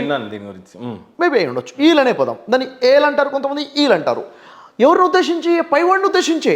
మరి ఈల్ అనేది పైవాడి పేరా? కాదు, అది కూడా పిలిపే. ఆ విధంగా పిలిచేవారు. ఈల్ అనే పదంలో నుంచే ఇటు ఏలోహిం అనే పదం వచ్చింది, ఇటు అల్లా అన్న పదం కూడా వచ్చింది. ఆ వాడుకలో ఉన్న భాష అల్లా. వారు వాడుకలో అల్లా అన్న పదం ఉంది కాబట్టి అల్లా అన్న పదంతోనే ఖురాన్ అవతరించడం జరిగింది. ఇది క్లియర్. అయితే అల్లా అనేది అరబీ భాష. ప్రతి భాషలో కూడా దేవుని గ్రంథాలు వచ్చాయి, ప్రతి భాషలో ప్రవక్తలు వచ్చారు, వారి భాషలోనే సందేశం ఇచ్చారు.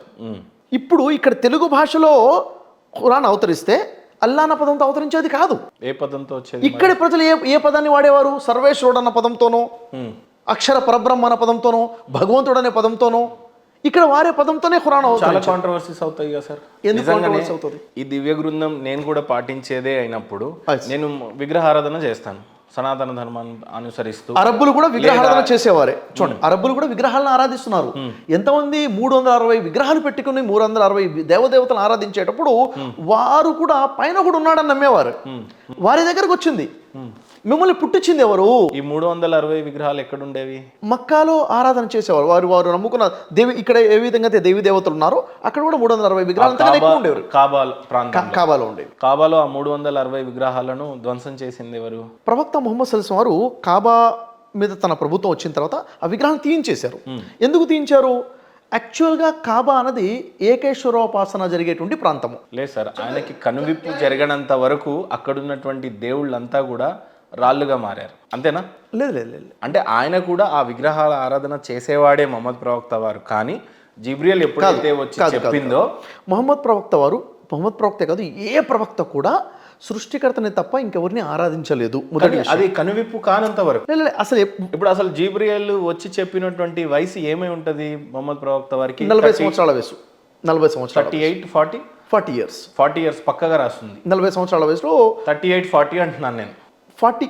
ఆ 40 ఇయర్స్ వరకు మొహమ్మద్ ప్రవక్త వారు ఏ దేవుడిని కొలిచేవారు? పైన సృష్టికర్తను ఆరాధించేవారు. ఏ సృష్టికర్తని ఏ రూపంలో? వాళ్ళ పెద్దలు ఏమని చెప్పుంటారు? చూడండి, ప్రతి మానవుడికి కూడా ఏ ఋషి వచ్చి చెప్పకపోయినా, ఏ ప్రవక్త వచ్చి చెప్పకపోయినా, ఏ గ్రంథం బోధించకపోయినా కానీ ప్రతి మానవుడికి తెలుసు పైన ఒక శక్తి ఉందని. ఇప్పుడు చాలా మంది మార్గభ్రష్టులు అంటే దేవుణ్ణి నమ్మని వారు అన్నాం.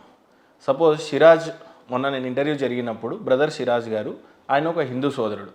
ఆయన ఏ వయసులో మారాడో ఆ వయసులోకి మారకన్నా ముందు ఆయన ఒక హిందూ కుటుంబంలో వచ్చాడు. విగ్రహారాధన చేసినటువంటి వ్యక్తే. కాకపోతే ఆయన బ్రాహ్మణ్ కాదు కాబట్టి వేదాలో లేకపోతే రామాయణము ఇలాంటివి చదివి ఉండకపోవచ్చు. సో అప్పటి వరకు విగ్రహారాధన చేసి ఉంటాడు. ఆ తర్వాత ఏ రోజైతే ఆయన రివోటెడ్ అంటున్నాడు, కన్వర్టెడ్ అని నేను అంటున్నా, ఎప్పుడైతే రివోటెడ్ అయ్యాడో అప్పటి నుండి విగ్రహారాధన చేయటం మానేశాడు. ఓకే. సో ఇప్పుడు కాబాలో 360 విగ్రహాలు ఉన్నప్పుడు మొహమ్మద్ ప్రవక్త వారు ఆ విగ్రహారాధన చేయలేదు. సరే, చేయలేదు. ఎందుకు చేయలేదు చెప్తాను. సంతోషమే. చేయలేదు. ఎందుకు చేయలేదు? ఇప్పుడు ఉదాహరణ చూడండి, ఇక్కడ మన హిందూ సమాజం, ఇది అర్థమవుతే మన హిందూ సమాజంలో చాలా మంది విగ్రహాలను ఆరాధిస్తున్నారు కదా. అంటే అందరూ విగ్రహాలను ఆరాధిస్తున్నట్టేనా? కాదు కదా. మన హిందూ సమాజంలోనే చాలా మంది నేను విగ్రహాలను నమ్మనండి, పైన భగవంతుడు ఉన్నాడు అని చెప్పి ఉండేవాళ్ళు లేరా? ఇక్కడ ఉన్నారు. అలాగే మొహమ్మద్ ప్రవక్త కూడాను ఈ విగ్రహాలు దేవుళ్ళు కాదు, పైన ఒక భగవంతుడు ఉన్నాడన్న ఆలోచనలో ఉన్నారు. ఆ ఆలోచనలో ఉన్న సమయంలోనే జిబ్రైల్, ఆ పరమాత్మ జిబ్రాయిల్ దూత వచ్చేసి సందేశం ఇవ్వడం జరిగింది. ఆ తర్వాత విగ్రహాలను ధ్వంసం చేశాడు అని అంటారు. ధ్వంసం చేయటం కదా, ఇక్కడ విషయం క్లారిటీ. సరే, తీయించేశాడు మీ పదం, అది కూడా కాదు, క్లారిటీ ఇస్తాను. యాక్చువల్గా ఒక విగ్రహారాధనాలయం ఉంటే, ఎక్కడైనా ఒక ఆరాధనాలయం ఉంటే దాన్ని మార్చకూడదు. ఎప్పుడు మార్చకూడదు? అది ఆ ఉద్దేశంతో కట్టబడితే, ఏ ఉద్దేశంతో ఆలయం కట్టబడుతుందో ఆ ఉద్దేశంతో ఉండిపోవాలి. యాక్చువల్గా కాబా అనేది ఏకేశ్వరోపాసన కోసం కట్టబడినటువంటి ఆలయము. అంటే సృష్టికర్తని ప్రత్యక్షంగా ఆరాధించే ఆలయం. అవునా? అలాంటి తరుణంలో ఏంది, తర్వాత తరాల మీకు ఫస్ట్ ఆఫ్ ఆల్ ఏకారాధన చేయడానికి మీ ఖురాను అనుమతించదు, విగ్రహారాధన చేయడానికి అనుమతించదు.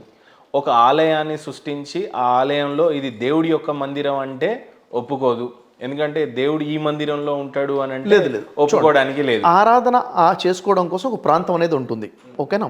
ఇది కాబా కానీ నేను అంటుంది ఏంటంటే మేమే నమ్ముతాం, ఈ ఆలయంలో దేవుడు ఉంటాడు అని విగ్రహ ప్రతిష్ఠ చేసి నమ్మే వాళ్ళం మేము. ఇప్పుడు ఇక్కడ మీరు ఏ పేరు పెట్టినా మీ ఆచరణ మా ఆచరణ సెట్ అవ్వదు కదా అనేది నా ఉద్దేశం. చూడండి, ఇక్కడ విషయం ఏంటంటే వైదిక ధర్మం ఏదైతే ఉందో, సనాతన ధర్మం ఏదైతే ఉందో, ఈ సనాతన వైదిక ధర్మం కూడాను ఆ పరమేశ్వరుడిని నేరుగానే ప్రత్యక్షంగానే ఆరాధించేవారు. ఈ మధ్యకాలంలో పరోక్షంగా ఆరాధించడం మొదలుపెట్టారు. మధ్యలో ఇంకేదో పెట్టేసి రాముడి ద్వారా ఒక విగ్రహం పెట్టి ఆరాధించడం మొదలుపెట్టారు. కాబాలో కూడాను అక్కడ నుండి ప్రజల్లో కూడాను ఈ విధంగానే విగ్రహారాధన జరుగుతుండేది. ఆ టైంలోనే దేవుడు ఏం చేశాడు, అక్కడ సందేశం పంపించడం. ఎప్పుడైతే ఇతర మతాల గ్రంథాలను అవహేళన చేయొద్దని ఖురాన్ చెప్పింది ఇందాక మీరు చెప్పినటువంటి. అలాగే ఇతర దేవుళ్ళని అసలు బుక్కునే విశ్వసించుమని చెప్పినప్పుడు ఆ రాళ్లను ఎందుకు విశ్వసించకూడదు? ఎందుకు మహమ్మద్ ప్రవక్త వారు ధ్వంసమే చేశాడు సార్. తీయించడం అంటే ఏముంది? చక్కగా తీసి వాటి మీద హోమాలు అవి చేసి తీసారా? తీయలేదు కదా. ఒక మాట చెప్తాను, ఖచ్చితంగా వారి ఎవరైతే విగ్రహారాధన చేస్తున్నారో వాళ్ళ మనోభావాలను దెబ్బతీసి వాళ్ళని బాధ పెట్టి ఈ రోజు నా శ్రీరాముడి విగ్రహం తీస్తే నేను ఒప్పుకుంటానా? హిందూ సోదరుడిగా ఒప్పుకోరు. సో ఆ రోజు ఆయన మొహమ్మద్ ప్రవక్త వారు అసలు ఆ విగ్రహాలను తీసేటప్పుడు వాళ్ళ మనోభావాలు, వాళ్ళ గొడవలు, వాళ్ళ బాధలు ఎన్నో రకాలుగా ఉండవచ్చును కదా. కారణం ఏంటంటే బలమైన ఒక కమ్యూనిటీకి చెందిన వారితో ప్రేమ పెళ్లి చేసుకున్నారనేది రాసుంది. సో ఆ మొహమ్మద్ ప్రవక్త వారు ఏ రకంగా పెళ్లి చేసుకున్నారు మొదటి భార్యని? ప్రేమ పెళ్ళి ఏం లేదు, పెద్దవాళ్ళు కుదించిన వివాహం చేసుకుంటారు. ఇక్కడ విషయం చెప్తాను, ఇఫ్ ఐఎమ్ నాట్ రాంగ్, తనకి డివోర్స్ అయి ఉంది. ఆల్రెడీ 2 సార్లు డైవర్స్ అయినటువంటి ఖతీజతుల్ కుబ్రా రజలాని వివాహం చేసుకున్నారు. ఆమె ప్రపోజ్ చేస్తారు. తను ఒక బిజినెస్ మ్యాన్, ఆల్రెడీ చాలా సంపాదించి ఒక బలమైన కమ్యూనిటీ, మళ్ళీ చిన్న కమ్యూనిటీ ఏం కాదు. సో అప్పుడు చిన్న కమ్యూనిటీ ఎవరు? ట్రైబల్స్ విగ్రహారాధన చేస్తున్నప్పుడు ఆల్రెడీ బలమైన కమ్యూనిటీ కాబట్టి చాలా ఈజీగా ధ్వంసం చేశారు. కానీ వాళ్ళకు ఆ టైంలో ఉన్నటువంటి మనోభావాలు ఏ రకంగా అసలు మీకు అక్కడ స్టోరీ ఏమీ క్లారిటీ లేదన్న విషయం నాకు అర్థమవుతుంది. అసలు క్లారిటీ లేదు, మీరు ఏదో ఊహించుకుని చెప్పేసుకుంటూ వస్తున్నారు. ఊహించింది ఏం లేదు. ఇప్పుడు చెప్పేది మొహమ్మద్ ప్రవక్త వారు డివోర్స్ ఆమెను పెళ్లి చేసుకోవడం అనేది అబద్ధమా? అది కరెక్టే, రైట్. కానీ 360 విగ్రహాలను ధ్వంసం చేయటం తీసేశారు. ఏ రకంగా తీసేస్తారు? ఎప్పుడు తీసారు? ఈ రోజున రాముడి విగ్రహం తీసేస్తే హిందూ సోదరుడు మనోభావాలు దెబ్బతిన్నావో మీరు చెప్పండి. ఒక విషయం చెప్పండి, తీసేయడం ఎలా అయిపోతుంది సార్? మహేంద్ర, ఒక మాట చెప్తాను వినండి. యాక్చువల్ మీరు మాట్లాడే అవకాశం ఇస్తారంటే మాట్లాడతాను ఖచ్చితంగా, ప్లీజ్. మధ్యలో ఇంటరప్ట్ చేయరు కదా? లేదు. చేయరా? క్లియర్. కాబా అనే గృహము ఎవరు కట్టారు, ఏ పర్పస్ తో కట్టారు? ఇబ్రాహిం అలైహిస్సలాం టైంలో కట్టబడి ఉండే గృహం అది, అవునా? చాలా మంది హిందువులు కూడా కట్టారు అనే. మీరు కొంచెం సైలెంట్ గా ఉంటే నేను మాట్లాడతాను, ప్లీజ్. మీరు సైలెంట్గా ఉంటాన్నారు కదా, ఉంటే బాగుంటుంది, క్లారిటీ మీకు వస్తుంది. కట్టబడ్డ ఉద్దేశం ఏంటంటే ఒకే ఒక పరమేశ్వరుడు, ఒకే సృష్టికర్తని ప్రత్యక్షంగా ఆరాధించే ఆలయం అది. అంటే ఎలాంటి విగ్రహము రూపం లేకుండా ఆ పర్పస్తో కట్టబడింది. దాని తర్వాత దాంట్లో విగ్రహాలు చేర్చడం జరిగింది. చేర్చబడ్డవి తీసేశారు. ఏ పర్పస్తో అయితే కట్టబడిందో ఆ పర్పస్సే చేయడం జరిగింది. ఉదాహరణకి ఇక్కడ ఉంది బాబ్రీ మసీద్ ఉంది. బాబ్రీ మసీద్ ను కూల్చిన తర్వాత నేను మాట్లాడకపోతే ప్రాబ్లం అయింది. మీరు తర్వాత విగ్రహాలు పెట్టారు అనేది మీరు అన్నారు. వాస్తవం అది. ఎప్పుడైతే జీబ్రియల్ రానంత వరకు విగ్రహాలు ఇక్కడ ఉన్నప్పుడు అవి ఎప్పుడు తీయాలని సందేహం వచ్చింది మొహమ్మద్ ప్రవక్త వారికి? సందేహం వచ్చిన తర్వాతనే సందేహం రావడం ఏంటి? ముందు నుంచి విగ్రహాలు దేవుళ్ళు కాదని తెలుసు, మనుషులు దేవుళ్ళు కాదని తెలుసు, చెట్లు దేవుడు, సృష్టికర్త పరమేశ్వరుడు ఒకడు ఉన్నాడు అన్న విషయం కూడా తెలుసు, అవునా లేదా? ఆ ఒకే ఒక సర్వేశ్వరుడిని ఆరాధించాలి, ఒకే పరమాత్మను ఆరాధించాలి. ట్రైబల్ ఏం నమ్ముతారో దయచేసి ఏ ట్రైబల్స్ నమ్ముతారు? ఇప్పుడు అక్కడ ఉన్న విగ్రహాలు పెట్టి ఎప్పుడు తీసారు చెప్పండి? ఎప్పుడు తీసారు విగ్రహాలు చెప్పండి, మీరు చెప్పండి, ఎప్పుడు తీసారు? ఆయనకి ఎప్పుడైతే జీబ్రియల్ దూత వచ్చి చెప్పిందో ఆ తర్వాత వాటిని తీయలేదు.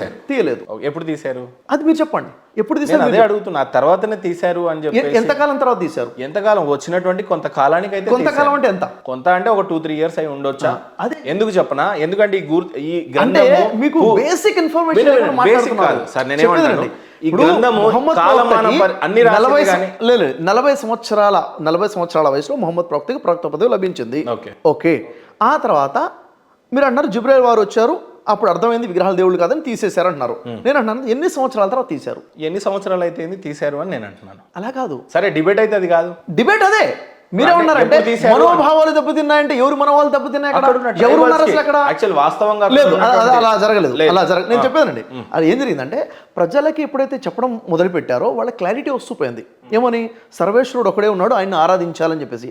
మక్కాలో ఉన్నటువంటి వారందరూ కూడా ఎప్పుడైతే ఏకేశ్వరోపాసన వైపు వచ్చేసారో, విగ్రహాలను ఆరాధించేవారు ఎవరు లేకుండా పోయారో, అప్పుడు దాన్ని తీసేశారు. 23 సంవత్సరాల తర్వాత తీశారు. ఎన్ని? 2-3 సంవత్సరాలు కాదు, 23 సంవత్సరాల కాలం పట్టింది. అక్కడ ఉన్నటువంటి వారందరూ కూడాను ఎస్ అంటే ఎవరైతే పెట్టారో వారే తీశారు అక్కడ నుంచి. ఎప్పుడైతే మహమ్మద్ ప్రవక్త వారు బోధించడం ప్రారంభించారో వారి మనుషులు ఆయనను తిరస్కరించడం జరిగింది. తిరస్కరించారు, కొట్టి అక్కడి నుంచి తరిమేయడం కూడా జరిగింది.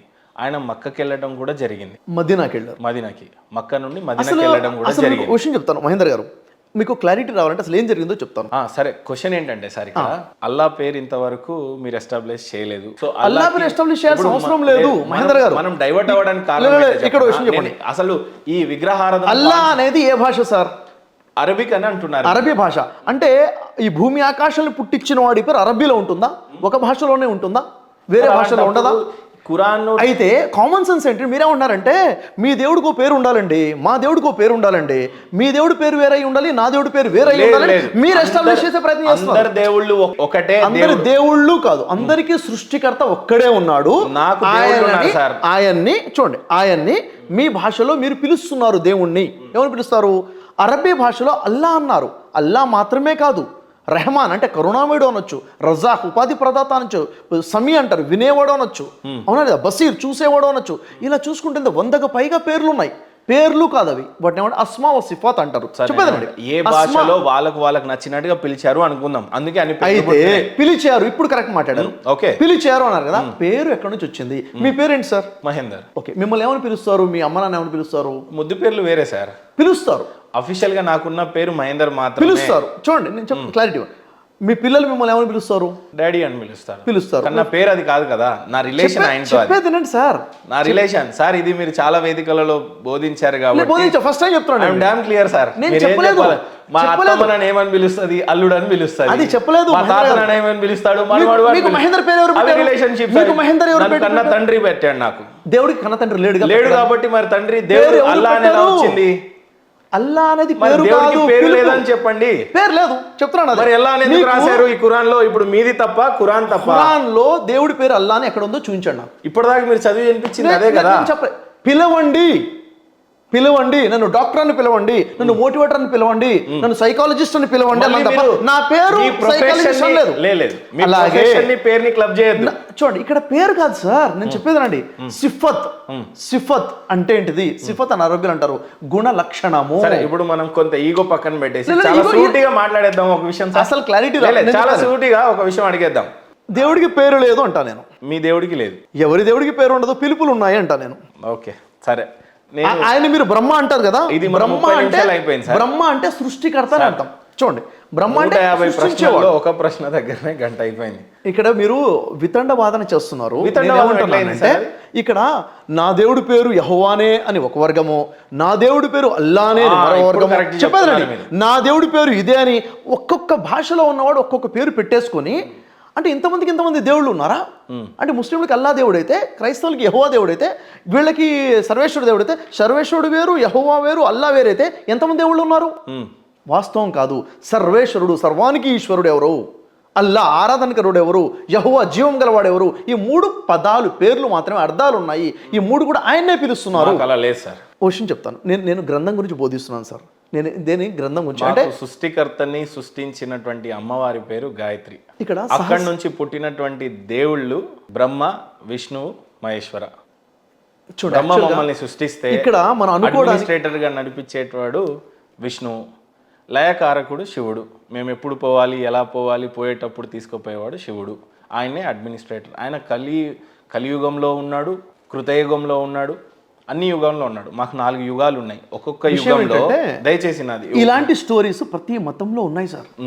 ఇలాంటి స్టోరీస్ చెప్పుకుంటూ పోతే ప్రజల్ని డివేట్ చేయడం కోసము 1,00,000 ప్రయత్నాలు చేయొచ్చు, డివేట్ చేసేయచ్చు. అవునా? మీరు వేరు, నేను వేరు, మాకు ఇంతమంది ఉన్నారు ఏం చేయొచ్చు.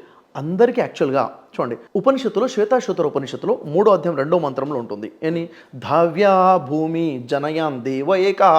భూమికి ఆకాశానికి సృష్టికర్త ఒక్కడే ఉన్నాడు, జనకుడు ఒకడే ఉన్నాడు. అవునా?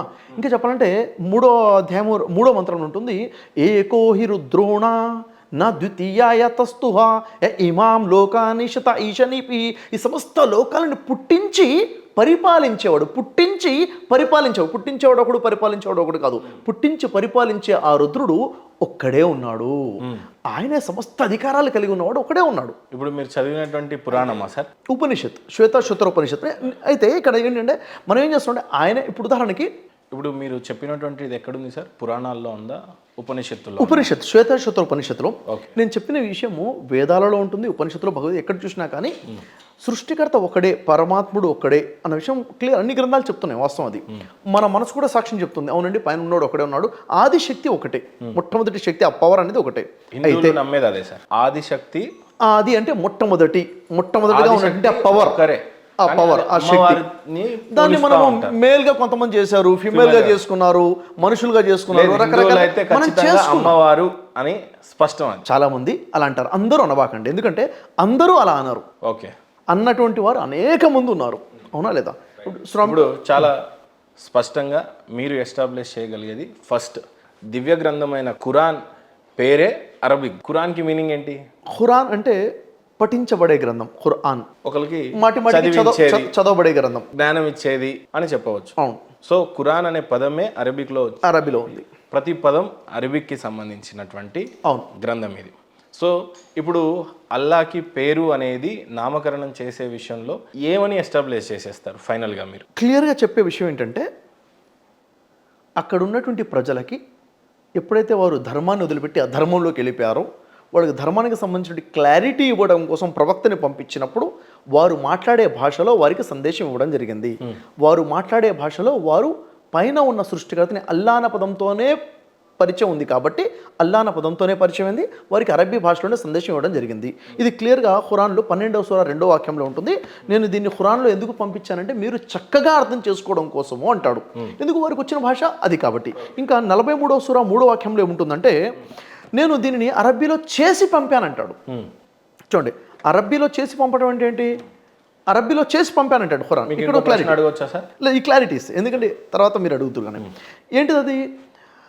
ఇప్పుడు ఉదాహరణకి ఖురాన్ ఉంది, ఖురాన్ మొత్తం అరబ్బీ భాషలోనే అవతరించింది. ఖురాన్ మొత్తం అరబ్బీలో ఉందా అంటే ఉదాహరణ చూడండి, ఇక దీంట్లో మూసా యొక్క ప్రస్తావన ఉంటుంది, మోషే ప్రవక్త. ఆయన ఫిరోన్తో మాట్లాడుతున్న ప్రస్తావన ఉంటుంది. మోషే ఇలా అన్నారు, లేక మూసా ఇలా అన్నారు, ఫిరోన్ ఇలా అని వాళ్ళ సంభాషణ ఉంది. ఇక్కడ అరబ్బీ భాషలో ఉంటుంది. వాస్తవానికి మోషేకి ఫిరోన్కి అరబ్బీ రాదు, వారు వారి భాషలో మాట్లాడుకున్నదాన్ని ఇక్కడ అరబ్బీలో అర్థం చేసుకోవడం కోసం అరబ్బీలో చూసి పంపిస్తాడు. ఉదాహరణకి యూనుస్ అలైహిస్సలాం ప్రవక్త ఉంటారు, ఆ ప్రవక్త యొక్క దువా ఉంటుంది, లా ఇలాహ ఇల్లంత సుబ్హానక ఇన్నీ కున్తు మినజ్ జాలిమీన్ అని చెప్పేసి ఆయన దువా చేస్తారు. నిజానికి యూనుస్ అలైహిస్సలాంకి అరబ్బీ భాష వస్తుందా? రాదు. కానీ ఆయన చేసిన దువా ఆయన భాషలో చేస్తే అరబ్బీలో వీళ్ళకి అర్థం కావడం కోసం చెప్పడం జరుగుతుంది. అంటే ఇక్కడ నేను చెప్పాల్సిన విషయం ఏంటంటే, గత ప్రవక్తలందరూ కూడా, ఇప్పుడు మరియం ఏమని మాట్లాడారు, యేసు ఏమని మాట్లాడారు, ఇవన్నీ కూడా ప్రస్తావనలు ఇక్కడ ఉన్నాయి. వారు ఏం మాట్లాడారు, వారి వారి మాతృభాషలో మాట్లాడుకున్నారు, వీరికి అర్థం కావడానికి అరబ్బీలో వీళ్ళకి చెప్పడం జరిగింది. అరబ్బీ భాష అవతరించింది ఒక 4000-2000 సంవత్సరాల మధ్య అనుకుందాం, బహుశా ఇప్పటికి 1400 సంవత్సరాల ముందు జరిగింది. ముందు అవతరంలోకి వచ్చింది, కనుక్కోబడింది అని చెప్దాం. అంతే. ఇప్పుడు ఏ భాష మధ్యలో అంటే ఒక 4000 సంవత్సరాల క్రితం ఏదో ఒక ప్రవక్త వారు నిజంగానే ఏదైనా మాట్లాడి ఉండుంటే అప్పుడు ఆయన దేవుణ్ణి అల్లా అనే ఉండవచ్చునా? పిలిచి ఉండరు, ఖచ్చితంగా ఉండరు. ఎందుకంటే అరబ్బులో వచ్చినటువంటి ఏకైక ప్రవక్త, అరబ్బీ భాషలో వచ్చిన ఏకైక ప్రవక్త ముహమ్మద్ ప్రవక్త. ఓకే. అంతకుముందు వారిలో ఎవరు వచ్చారంటే ఇబ్రాహీం కుమారుడైన ఇస్మాయిల్. ఇస్మాయిల్ ఉన్నప్పుడు అరబ్బీ భాష లేదు, హిబ్రూ వేరే భాషలు ఉన్నాయి, అక్కడ ఉన్న ట్రైబల్ లాంగ్వేజెస్ ఏవో ఉన్నాయి. అరబ్బీ భాష వచ్చిన తర్వాత వచ్చినటువంటి అరబ్బులో వచ్చిన ఒక్క ప్రవక్తనే ముహమ్మద్ ప్రవక్త. అరబ్బీ భాషలో అవతరించిన ఏకైక గ్రంథమే ఖురాన్. అంతకుముందు ఉన్నటువంటి 1,00,000కు పైగా ప్రవక్తలు ఎవరైతే ఉన్నారో, ఋషులు ఎవరైతే ఉన్నారో, వారు ఎవరు కూడా అరబ్బీ భాషలో సందేశం ఇవ్వలేదు. అంటే అల్లా అన్న పదాన్ని పలకలేదని అర్థం. అల్లా అన్నది క్లియర్గా అరబ్బీ భాష కాబట్టి అరబ్బీలోనే అల్లా అన్న పదం ఉంది, అది నేను చెప్తున్నాను. సో దేవుడికి పేరు లేదనేది నేను తీసుకోవచ్చా మీ సైడ్ నుంచి సబ్మిషన్? దేవునికి పేరు లేదు, దేవునికి పిలుపులు మాత్రమే ఉన్నాయి. Okay, clear. సో ఇప్పుడు కొంత మీకు ఇబ్బందికర విషయం ఏంటంటే, నా ఇంటర్వ్యూకి వచ్చి ఆల్రెడీ ఒక అతను ఇబ్బంది పడ్డాడు. ఎవరు ఇబ్బంది పడ్డారు? బ్రదర్ సిరాజ్ గారు. సేమ్ దాని మీద కాంట్రడిక్షన్. కారణం ఏంటి అని అంటే, మీరు ఆ ఇంటర్వ్యూలోకి వెళ్ళి పలానా అతని దగ్గర అల్లా దేవుడు అని చెప్పండి మీరు అనేదే వాళ్ళ వాదన. ఇక వేరే పేరు లేదు, మా దేవుడికి అల్లా అనేదే పేరు అనేది వాళ్ళు. అది వాళ్ళ మూర్ఖత్వం మీరు అంటాను నేను. గ్రంథాన్ని చదివారు కాబట్టి మీరు ఈ మాత్రం మాట్లాడడానికి ఇప్పుడు యాక్చువల్గా నేను ఏమంటారు? చెబుతున్నది ఏది కూడా నా సొంత భాష కాదండి, ఖురాన్లో ఉన్నది మాత్రమే చెప్తున్నాను నేను. ఓకే, చూడండి, వారిని అడగండి భూమి ఆకాశాలను సృష్టించింది ఎవరు అని ఖురాన్లో అంటున్నాడు. ఇప్పుడు నేను మిమ్మల్ని అడుగుతున్నాను, భూమి ఆకాశం సృష్టించింది ఎవరు అంటాను, మీరు అన్నారు బ్రహ్మ అని, వారు అంటారు అల్లా అని ఉంది. అంటే వారు అల్లా అనలేదుగా మీరు, అంటే ఖురాన్ వాక్యం తప్పైపోయిందా? కాదు, అవ్వలేదు అని వీళ్ళ అరబ్బులకు చెప్తున్నాడు ఇక్కడ. కానీ ఇప్పుడు రేపు మీరు బయటకు వెళ్ళిన తర్వాత అంతో ఇంతో మీతో స్నేహబంధం ఉంది, నేను చర్చ జరిపిస్తుంది ఎందుకు అని అంటే నాకేదో వచ్చేస్తుందని కాదు సార్, మీరు కూడా ఇంత కష్టపడుతుంది మీకేదో వస్తుందని కాదు. రేపు ఇది బయటకు పోయి ఏదో బ్రదర్ షఫీ అల్లా అని దేవుడు కాదు అన్నాడు అని చెప్పేసి వితండవాదం చేసేవాళ్ళు బయట చాలా మంది ఉన్నారు. సో అది జరగకూడదు. మన ఉద్దేశం, నా ఉద్దేశం వ్యక్తిగతంగా చెప్పాలి అని అంటే, గ్రంథాలు ఎన్ని ఉన్నా మానవులు అందరు ఒకే విధంగా తింటున్నారు, ఒకే విధంగా బతుకుతున్నారు, ఒకే విధంగా దేవుడిని మొక్కుతున్నారు. కొందరు విగ్రహాలను పెట్టుకుంటున్నారు, కొందరు పెట్టుకోవట్లేదు, ఆ తర్వాత సంగతి. కానీ బట్ ఏదైనా మాకు దేవుడు ఉన్నాడు, దేవుడికి మేము భయపడాలనేది ఒక కాన్సెప్ట్. ఇది బాగుంది. మంచి చెడు ఏదైనా సరే మాకు దేవుడే ఇస్తాడు అనేది కాన్సెప్ట్. మధ్యలో ప్రవక్త వారు బోధించడానికి ఒక టూల్ లాంటి పాత్రని మాత్రమే, కానీ ప్రవక్తలు దేవుళ్ళు కాదు, ఋషులు కూడా దేవుళ్ళు కాదు, కానే కాదు, జ్ఞాన బోధించేవారు అవుతారు. సో మీరు అల్లా అని అన్నారు, దేవుడి పేరు అల్లా కాదు అని అన్నారు, దేవుడికి పేరు లేదు అనేది ఎస్టాబ్లిష్ చేశారు. సో రేపు మీ మీద ఆలింలు కానీ, దావా పండితులు కానీ, లేకపోతే ముఫ్తీర్లు కానీ వీళ్ళంతా మిమ్మల్ని తప్పుగా అంటే మీకేమైనా ఇబ్బంది అయితే బాధపడే వ్యక్తిని నేనే, కారుకుని నేనే. ఒక క్లారిటీ ఇస్తాను, వారు ఎందుకు అర్థం చేసుకుంటారంటే ఆలింలో ఖురాన్ జ్ఞానం ఉంటుంది, ముఫ్తీలో ఖురాన్ జ్ఞానం ఉంటుంది. ఇక్కడ ఇస్లాంలో 2 భాగాలని చెప్తున్నాను. ఒకటి ఇతాతే దీన్ అంటే ఆచరణ ధర్మము, రెండోది ఇషాతే దీన్ అంటే సందేశము, ప్రచారము. ఈ ప్రచారం అనే భాషలో అల్లా అన్న పదం వాడటం కాదు, వారు మాట్లాడే భాషలోనే. ఏ ప్రవక్తను పంపినా వారు మాట్లాడే భాషలోనే పంపించాలి. ఇప్పుడు నేను మీతో మీ భాషలో మాట్లాడాలి. ఆచరణ విషయం, నేను నమాజ్ చేసుకుంటాను, నమాజ్లో అల్లా అనే పదం వాడతాను, నేను అజాన్లో అల్లా అనే పదం వాడతాను. ఆచరణ వేరు, ప్రచారము వేరు, తెలియపరచడం వేరు. ఇప్పుడు నేను దువా చేసుకుంటాను, దువా అంటే ఏంటి? ప్రార్థన. నేను దువా చేసుకునేటప్పుడు అరబ్బీలోనే అనాలి, ఏం లేదు, నా మాతృభాషలో ఓ దేవుడా అని చెప్తాను, ఓ గాడ్, ఓ ఆల్మైటీ గాడ్ అని చెప్తాను. అంటే దువా చేసుకునేటప్పుడు నీ మాతృభాషలో ఏ పదంతోనో పిలవచ్చు, ఏ పదంతోనో పిలవచ్చు అని ఎవరు చెప్తున్నారు? దేవుడే పర్మిషన్ ఇచ్చాడు కదా, ఇంకా ఆలిములు పర్మిషన్ ఇవ్వాలన్నది ఏముంది? అవునా లేదా? అంటే ఇక్కడ ఇప్పుడు నేను మీతో మాట్లాడేటప్పుడు మీరు మాట్లాడే భాషలోనే, మీకు తెలిసిన భాషలోనే నేను మీతో మాట్లాడాలి తప్ప ఏదో ఫారెన్ లాంగ్వేజ్లో మీతో మాట్లాడదు, ఇది తప్పైపోతుంది. ఓకే, కాబట్టి ఇక్కడ క్లారిటీ అంటే, వచ్చినటువంటి ప్రవక్తలు 1,24,000 మంది ప్రవక్తలలో గత ఏ ప్రవక్త అయినా అల్లా అన్న పదం వాడారా? వాడి ఉండరు. ఎందుకు వాడి ఉంటారు? ఎందుకంటే ఇక్కడ భారతదేశంలో ఒక ప్రవక్త వచ్చి ఉంటే ఇక్కడ అల్లా అన్న పదం వాడితే వీళ్ళకి ఏం అర్థమవుతుంది? అరబ్బులకు అర్థమైంది. ఈరోజు అల్లా అంటే పేరు అనుకున్నాం, అరబ్బులు ఏమనుకుంటారు? అల్లా అంటే ఆరాధనకి అర్హుడు, ఇలా అనేవాళ్ళు చాలా మంది ఉన్నారు. ఇలా అంటే నేను దీన్ని ఆరాధిస్తాను, దీన్ని ఆరాధిస్తాను, దీన్ని ఆరాధిస్తాను. ఇలా అంటే నా పూజ్యుడు అని. అల్ ప్లస్ ఇలా అంటే ఆ ఆరాధ్యుడు అని అర్థము. కాబట్టి ఇలాలు చాలా ఉన్నారు, అల్లా ఒకడే ఉన్నాడు. అంటే ఇది మొదటి సార్. ఇంతకుముందు మీరు ముహమ్మద్ ప్రవక్త వారిని నమ్మితే స్వర్గం, నమ్మి తిరస్కరిస్తే కాదు. చూడండి, దేవుణ్ణి తిరస్కరించిన, ప్రవక్తల్ని తిరస్కరించిన, దేవుని గ్రంథాలను తిరస్కరించిన, దేవుడు చెప్పిన విషయాలను తిరస్కరించిన వారు, దేన్ని తిరస్కరించినా తిరస్కారి కోసము నరకము, విశ్వసించిన వాళ్ళ కోసము స్వర్గము. ఇక్కడ క్లియర్. అయితే ఈ 2 కాకుండా తెలియని వారు ఉంటారు. మీకు విషయం తెలియదు, మీరు ఎందుకు తిరస్కరించారని నేను ఎందుకు అడుగుతాను? అర్థమవుతుందా? దేవుడు ఎవరి మీద కూడా వారి స్థాయికి మించి బరువేయడనమాట. వారికి తెలిసిన విషయంలోనే వారిని ప్రశ్నించడం జరుగుతుంది. తెలిసిన తర్వాత నువ్వు విశ్వసించావా, తిరస్కరించావా? కాంట్రవర్సీ అయిద్దాం ఇక్కడ. చెప్పండి. నాకు తెలుసు, కానీ నేను విశ్వసించలేకపోతున్నాను. ఎప్పటికీ విశ్వసిస్తానో నాకు తెలియదు. పరిశీలనలో ఉన్నా. మీరు తిరస్కరించారా? కాదు అన్నారా? మీరు ముహమ్మద్ ప్రవక్తని తిరస్కరించారా? ఆయన ప్రవక్త కానే కాదు అన్నారా? ఏ రకంగానైనా ఇంకా నా పరిశోధన కొనసాగుతున్న క్రమంలో. సో మీరు విశ్వాసి కాదు, తిరస్కారి కూడా కాదు, మీరు పరిశీలిస్తున్నారు. You are in research. అసలు పరిశీలించని వారు కూడా ఉన్నారు కదా, వాళ్ళ పరిస్థితి. వాళ్ళ దగ్గర సందేశమే వెళ్ళలేదు, వాళ్ళకి సందేశం అందనప్పుడు ఒక విషయం వాళ్ళకి. ఇప్పుడు మీకు ఒక లెసన్ మీద ఎగ్జామ్ టీచ్ చేయనప్పుడు మీకు ఎగ్జామ్ వెళ్ళినప్పుడు ఇంకా వాళ్ళకి ఏమీ వర్తించదు. ఇంకా నేను చెప్పట్లేదు, ఖురాన్ ఏం చెప్తుంది? యూదులైనా, క్రైస్తవులైనా, సాబీయులైనా, లేక ముహమ్మద్ ప్రవక్త నమ్మిన వాళ్ళైనా కానీ వారు స్వర్గానికి అర్హులు అవ్వాలంటే ఏం చెప్తుంది? వారు సృష్టికర్త ఒక దేవుడు నమ్ముకోవాలి, పరలోకం తీర్పు దినం ఉందని నమ్ముకోవాలి, మంచి పనులు చేసుకోవాలి. చేసుకుంటే వాళ్ళకి అది సార్ ఇప్పుడు ఎలాంటి చూడండి సార్ ఒక క్లారిటీ ఇస్తాను నేను మీకు. ఇప్పుడు ఒక ఎగ్జామ్ పెట్టాం, 100 మార్క్స్కి ఎగ్జామ్ పెట్టాం. 100 మార్క్స్కి ఎగ్జామ్ పెడితే 100కి 100 మార్క్స్ వచ్చాయనుకోండి, పాస్ ఆఫ్ ఎలా? పాసే కదండి. పాసే. 90 వస్తే పాసే, 35 కింది వస్తే ఫెయిలింగ్. అది అంటే ఇన్ని ఆప్షన్స్ ఎందుకు ఇచ్చారు? ఇన్ని ఆప్షన్స్ ఎందుకు ఉన్నాయంటే మనిషి యొక్క మేధస్సు అన్ని రకాలుగా ఉంది కాబట్టి. ఒకడు 80% వాడు ఉంటాడు, ఒకడు 40% వాడు ఉంటాడు. మరి చిన్న చిన్న విషయాలు విన్నప్పుడు దేవుడికి తెలియదు ఆ మానవుడి మేధస్సు గురించి. ఎక్కడో ఊళ్ళల్లో కొయ్య జాతుల్లో ఎక్కడో కష్టాలు చేసుకున్నప్పుడు వాడి గ్రంథం ఏంటో చదువులు ముక్కరా అనేటువంటి వ్యక్తులకి నువ్వు ఎందుకు నమ్మలేదు అని ప్రశ్నించి నేను నరకంలో వేసేస్తా అంటాడా? ఒక్కసారి కామన్ సెన్స్ అది.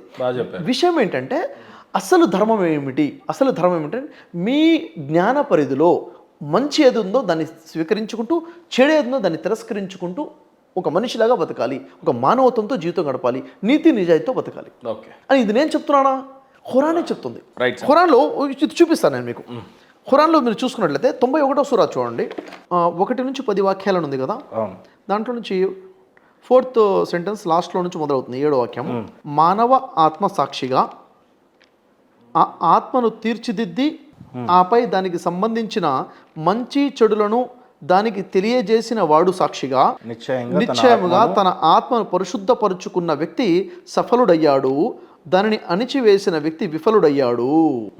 ఎవరు స్వర్గంలోకి వెళ్తారు, ఎవరు నరకంలోకి వెళ్తారో క్లియర్గా ఉంది. ఇక్కడ క్లియర్గా చెప్పబడ్డ విషయం ఏంటంటే మానవ ఆత్మ సాక్షిగా అంటున్నాడు. మానవుడికి ఒక ఆత్మ, అంతరాత్మ ఇచ్చాడు. అంతరాత్మ దీని గురించి ఏముంటుందంటే పుట్టిన ప్రతి మానవుడికి కూడా మంచి ఏంటో చెడు ఏంటో తెలుసు. ఏ పుస్తకం చదవాల్సిన అవసరం లేదు. ఇది మంచి, ఇది చెడు, ఇది మానవత్వం, ఈ మానవత్వం కాదు, ఇది నీతి, ఇది ఎవరు చెప్పారు? దేవుడే ఆ ఆత్మను తీర్చిదిద్దాడట. ప్రతి ఆత్మ కూడా తెలిసేలా చేశాడు. ఆపై దానికి సంబంధించిన మంచి చెడులను దానికి తెలియచేశాడు. మంచి చెడు చెప్పాడు. ఇదంతా ట్రైనింగ్ ఎవరు ఇచ్చారు? సృష్టికర్త ఇచ్చాడు. దీన్ని ఖురాన్లో అంటారు ఆలమే అర్వా, అంటే ఆత్మల లోకం ఒకటి ఉంది. మానవులందరినీ భూమి మీదకి పంపించకముందే ముందు ఆత్మల్ని తయారు చేశాడు. ఆత్మల లోకంలో నిలబెట్టి దేవుడు సృష్టికర్త ప్రశ్నించాడు, అలస్తు బిరబ్బికుం, నేను మీ ప్రభువును కానా అన్నప్పుడు ప్రతి ఆత్మ సమాధానం చెప్పింది, హాలు బలా, నిశ్చయంగా నువ్వే మా ప్రభువు. అక్కడే ట్రైనింగ్ అయింది. మంచి ఏంటో చెడేంటో ఆత్మగా నేర్పించేశాడు. నేర్పించిన తర్వాత నిశ్చయముగా తన ఆత్మను పరిశుద్ధపరుచుకున్న వ్యక్తి, పరిశుద్ధపరచుకోవడం అంటే ఏంటి? వచ్చే చెడు ఆలోచనలు, ఇది చెడు కాబట్టి చెడుకు దూరంగా ఉండడము, సఫలుడైపోయాడు. అవునా లేదా? ఎవరైతే అణిచివేసుకున్నాడో అంటే తన మనసు ఇది తప్పురా తప్పురా అని చెప్తూ ఉంటుంది లోపల నుంచి, అయినా కానీ అణిచేసుకుని తప్పు చేసేసాడు, వాడు విఫలుడైపోయాడు. అంటే తన అంతరాత్మ సాక్షిగా ఎవడైతే మంచిని యాక్సెప్ట్ చేసుకుంటూ చెడుని విసర్జించుకుంటూ మానవత్వంతో నీతిగా బతుకుతాడో అలాంటి వ్యక్తి కోసం కూడా ఇక్కడ సాక్ష్యం ఖురాన్ చెప్తుంది. అలాంటి ఖురాన్ చెప్తున్న విషయం ఇదే విషయం మీరు బైబిల్లో చూడొచ్చు. అథెంటికేషన్ కదా ఖురాన్ చెప్తుంది. షఫీ చెప్తుంటే వినండి, వినకపోండి. నేనేమంటానంటే అసలు ఏమీ తెలియని వ్యక్తి, అతనికి దేవుడు తెలియదు, దయ్యం తెలియదు, వాడికి గ్రంథం తెలియదు, ఏమీ తెలియదు, మాట్లాడే ఉంటది. అయితే ఆ ఆత్మకు దేవుడు ట్రైనింగ్ ఇచ్చాడు కదా, ఆ ట్రైనింగ్ ప్రకారముగా మంచి చెడులు విచక్షణ ఉంది కదా, విచక్షణ ప్రకారంగా నువ్వు ఎంత నిలబడ్డావు దాని మీద ఆధారపడి ఉంటుంది. ఇప్పుడు బైబిల్ ఉంది సార్, బైబిల్లో వాక్యం చూద్దాం. బైబిల్ ఏముంటుంది ఈ విషయంలో? రోమిలకు రాసిన పత్రికలో చూసినట్లయితే మిమ్మల్ని చూస్తే హ్యాపీగా అనిపించిన విషయం ఏంటంటే ఈరోజు ఖురాన్ని తీసుకొచ్చారు, బైబిల్ని తీసుకొచ్చారు, భగవద్గీతను కూడా తీసుకొచ్చారు. అంటే మీరు ఏం అడుగుతారో తెలియదు కదా. ఏదైనా భగవద్గీత నుంచి అడిగితే భగవద్గీత నుంచి మాట్లాడదామని, ఎందుకంటే నేను ముందే చెప్పాను, ఫోన్ కాల్లో చెప్పాను, నేను ఒక గ్రంథం పక్షంలో నిలబడ్డ వ్యక్తిని కాదు. మీరు ఏ గ్రంథాన్ని మీద ఏ ప్రశ్న వచ్చినా కానీ నేను తెలియకపోతే తెలుసుకోరని నేను చెప్తాను. చూడండి, రోమియోలకు రాసిన పత్రిక కొత్త నిబంధనలో 2వ అధ్యాయంలో 14-15 వాక్యాలు చదువుతాను. ధర్మశాస్త్రం, ఇప్పుడు యాక్చువల్గా ధర్మశాస్త్రం అంటారు సార్, అంటే దేవుడు ఇచ్చినట్టు ధర్మశాస్త్రము, ఇది ధర్మశాస్త్రం, దాన్ని షరియత్ అంటారు. అవునా? శాస్త్రాలు ఉన్నాయి, వేదాలు ఉన్నాయి, ఉపనిషత్తులు ఉన్నాయి, భగవద్గీత ఉంది, ధర్మశాస్త్రం. మను ధర్మశాస్త్రం అంటారు, ఖురాన్ ధర్మశాస్త్రం, ఇది పాత నిబంధన ధర్మశాస్త్రం. యేసువారు ఏమన్నారు? నేను ధర్మశాస్త్రాన్ని కొట్టేయడానికి రాలేదు, నెరవేర్చడానికి వచ్చానని చెప్పారు. ధర్మశాస్త్రం అంటే దేవుడు ఇచ్చినటువంటి ధర్మం. అయితే ఇక్కడ ఏముంది చూడండి, 14 విషయము, ధర్మశాస్త్రములు లేని అన్యజనులు, అంటే ధర్మశాస్త్రం లేని వాళ్ళు అంటే వాళ్ళ దగ్గర గ్రంథం లేదు, బైబిల్ అనేది ఏ ధర్మశాస్త్రం లేదండి, ఆ వ్యక్తికి భగవద్గీత రాలేదు, ఇంకేం లేదు, ఏ ధర్మశాస్త్రం లేదు. ధర్మశాస్త్రము లేని అన్యజనులు లేనటువంటి వారు స్వాభావికముగా ధర్మశాస్త్ర సంబంధమైన క్రియలు చేసిన ఎడల ఎలా చేస్తున్నారంటే, ధర్మశాస్త్రంలో ఏముంది? అనాథల్ని ఆదుకో అని ఉంది. ధర్మశాస్త్రంలో ఉన్న విషయం నాకు తెలియదు, కానీ నా స్వాభావికంగా ఆ పని చేస్తున్నా, స్వభావంలో ఉంది అని చెప్తున్నాడు ఇక్కడ. స్వాభావికంగా క్రియలు చేసిన ఎడల వారు ధర్మశాస్త్రము లేనివారైనను తమకు తామే ధర్మశాస్త్రమైనట్టున్నారు. వాళ్ళలోనే ధర్మశాస్త్రం ఉంది. మంచి ఏంటో చెడు ఏంటో విచక్షణగా దేవుడు ధర్మశాస్త్రాన్ని పెట్టాడు. అందుకే ఏ గ్రంథాన్ని పంపించినా కానీ దేవుడు ఏమంటాడు తెలుసా, ఇది కొత్త విషయం అన్నాడు, ఇది జ్ఞాపిక అంటాడు. ఖురాన్లో ఉంటుంది, ఇది జికర్ అంటాడు. జికర్ అంటే ఇది జ్ఞాపిక, గుర్తు చేయడానికి వచ్చింది తప్ప కొత్త విషయం బోధించడం కోసం రాలేదు. గతంలో అయిపోయింది. గతంలో ఇక్కడ మన ఆత్మకు తెలుసు, ఆత్మకు దేవుడు ట్రైనింగ్ ఇచ్చేస్తాడు. ఇక్కడ అదే చెప్తున్నాడు, ధర్మశాస్త్రంలోని అన్ని జనులు స్వాభావికంగా ధర్మశాస్త్ర సంబంధమైన క్రియలను చేసిన వారు ధర్మశాస్త్రంలో ఉన్నారు, తమకు తామే ధర్మశాస్త్రమైనట్టున్నారు. అట్టి వారి మనస్సాక్షి కూడా సాక్ష్యమిచ్చుచుండుగను వారి తలంపులు ఒకదాని మీద ఒకటి తప్పు మోపుచు లేక తప్పు లేదని చెప్పుచుండగా వారి తలంపులు ఇది తప్పు, ఇది తప్పు కాదు అని ఎవరు చెప్తున్నారంటే అంతరాత్మ సాక్ష్యం చెప్తుంది. చూడగా ధర్మశాస్త్ర సారము తమ హృదయముల యందు వ్రాయబడినట్లు చూపుచున్నారు. ధర్మశాస్త్రం యొక్క సారము తమ హృదయములందు రాయబడినట్టుగా చూపుతున్నారు. అంటే ఎంత క్లియర్గా ఉంది చూడండి. అంటే ధర్మశాస్త్రం ఉంటే ధర్మశాస్త్రం ప్రకారంగా తీర్పు తీర్చబడుతుంది. మీ దగ్గర ధర్మశాస్త్రం ఉంది, దాని ప్రకారంగా బతికారా లేదా? ధర్మశాస్త్రం నీ దగ్గర లేదు, అప్పుడు స్వాభావికంగా నువ్వు ఎలా బతికావు? ఒక స్వాభావికంగా నువ్వు మంచి పనులు చేస్తే ధర్మశాస్త్రం లేకపోయినా ఉన్నట్టే అనేది కరెక్ట్. కాబట్టి ఇక్కడ ఖురాన్ చెప్తుంది, భగవద్గీత చెప్తుంది, మనం చూస్తే భగవద్గీతలో కూడా మనం చూడొచ్చు. ఇలా యాక్చువల్గా మన అంతరాత్మని చంపుకొని బతుకుతున్నామా, అంతరాత్మని వెలుగులో మనం బతుకుతున్నామా అన్నది ఇంపార్టెంట్. అలాంటి వాళ్ళకి భయం లేదు, వాళ్ళకి సాఫల్యం ఉందని సృష్టికర్త ఖురాన్లో చెప్తున్నాడు. తదుపరి ప్రశ్నకి వెళ్ళొచ్చా సార్? ఎస్ అడగండి. సున్నతి అనేది ఎందుకు చేయించుకోవాలి? సదరు వ్యక్తి మతం మార్చిన తర్వాత నిజానికి ఖురాన్లో మత మార్పిడి చేస్తే పాపం అని ఉంది అని కూడా అంటారంట. నిజమా కాదా? మత మార్పిడి పాపమా, నిజంగా దేవుడికి ఇష్టమా? ఒకటి.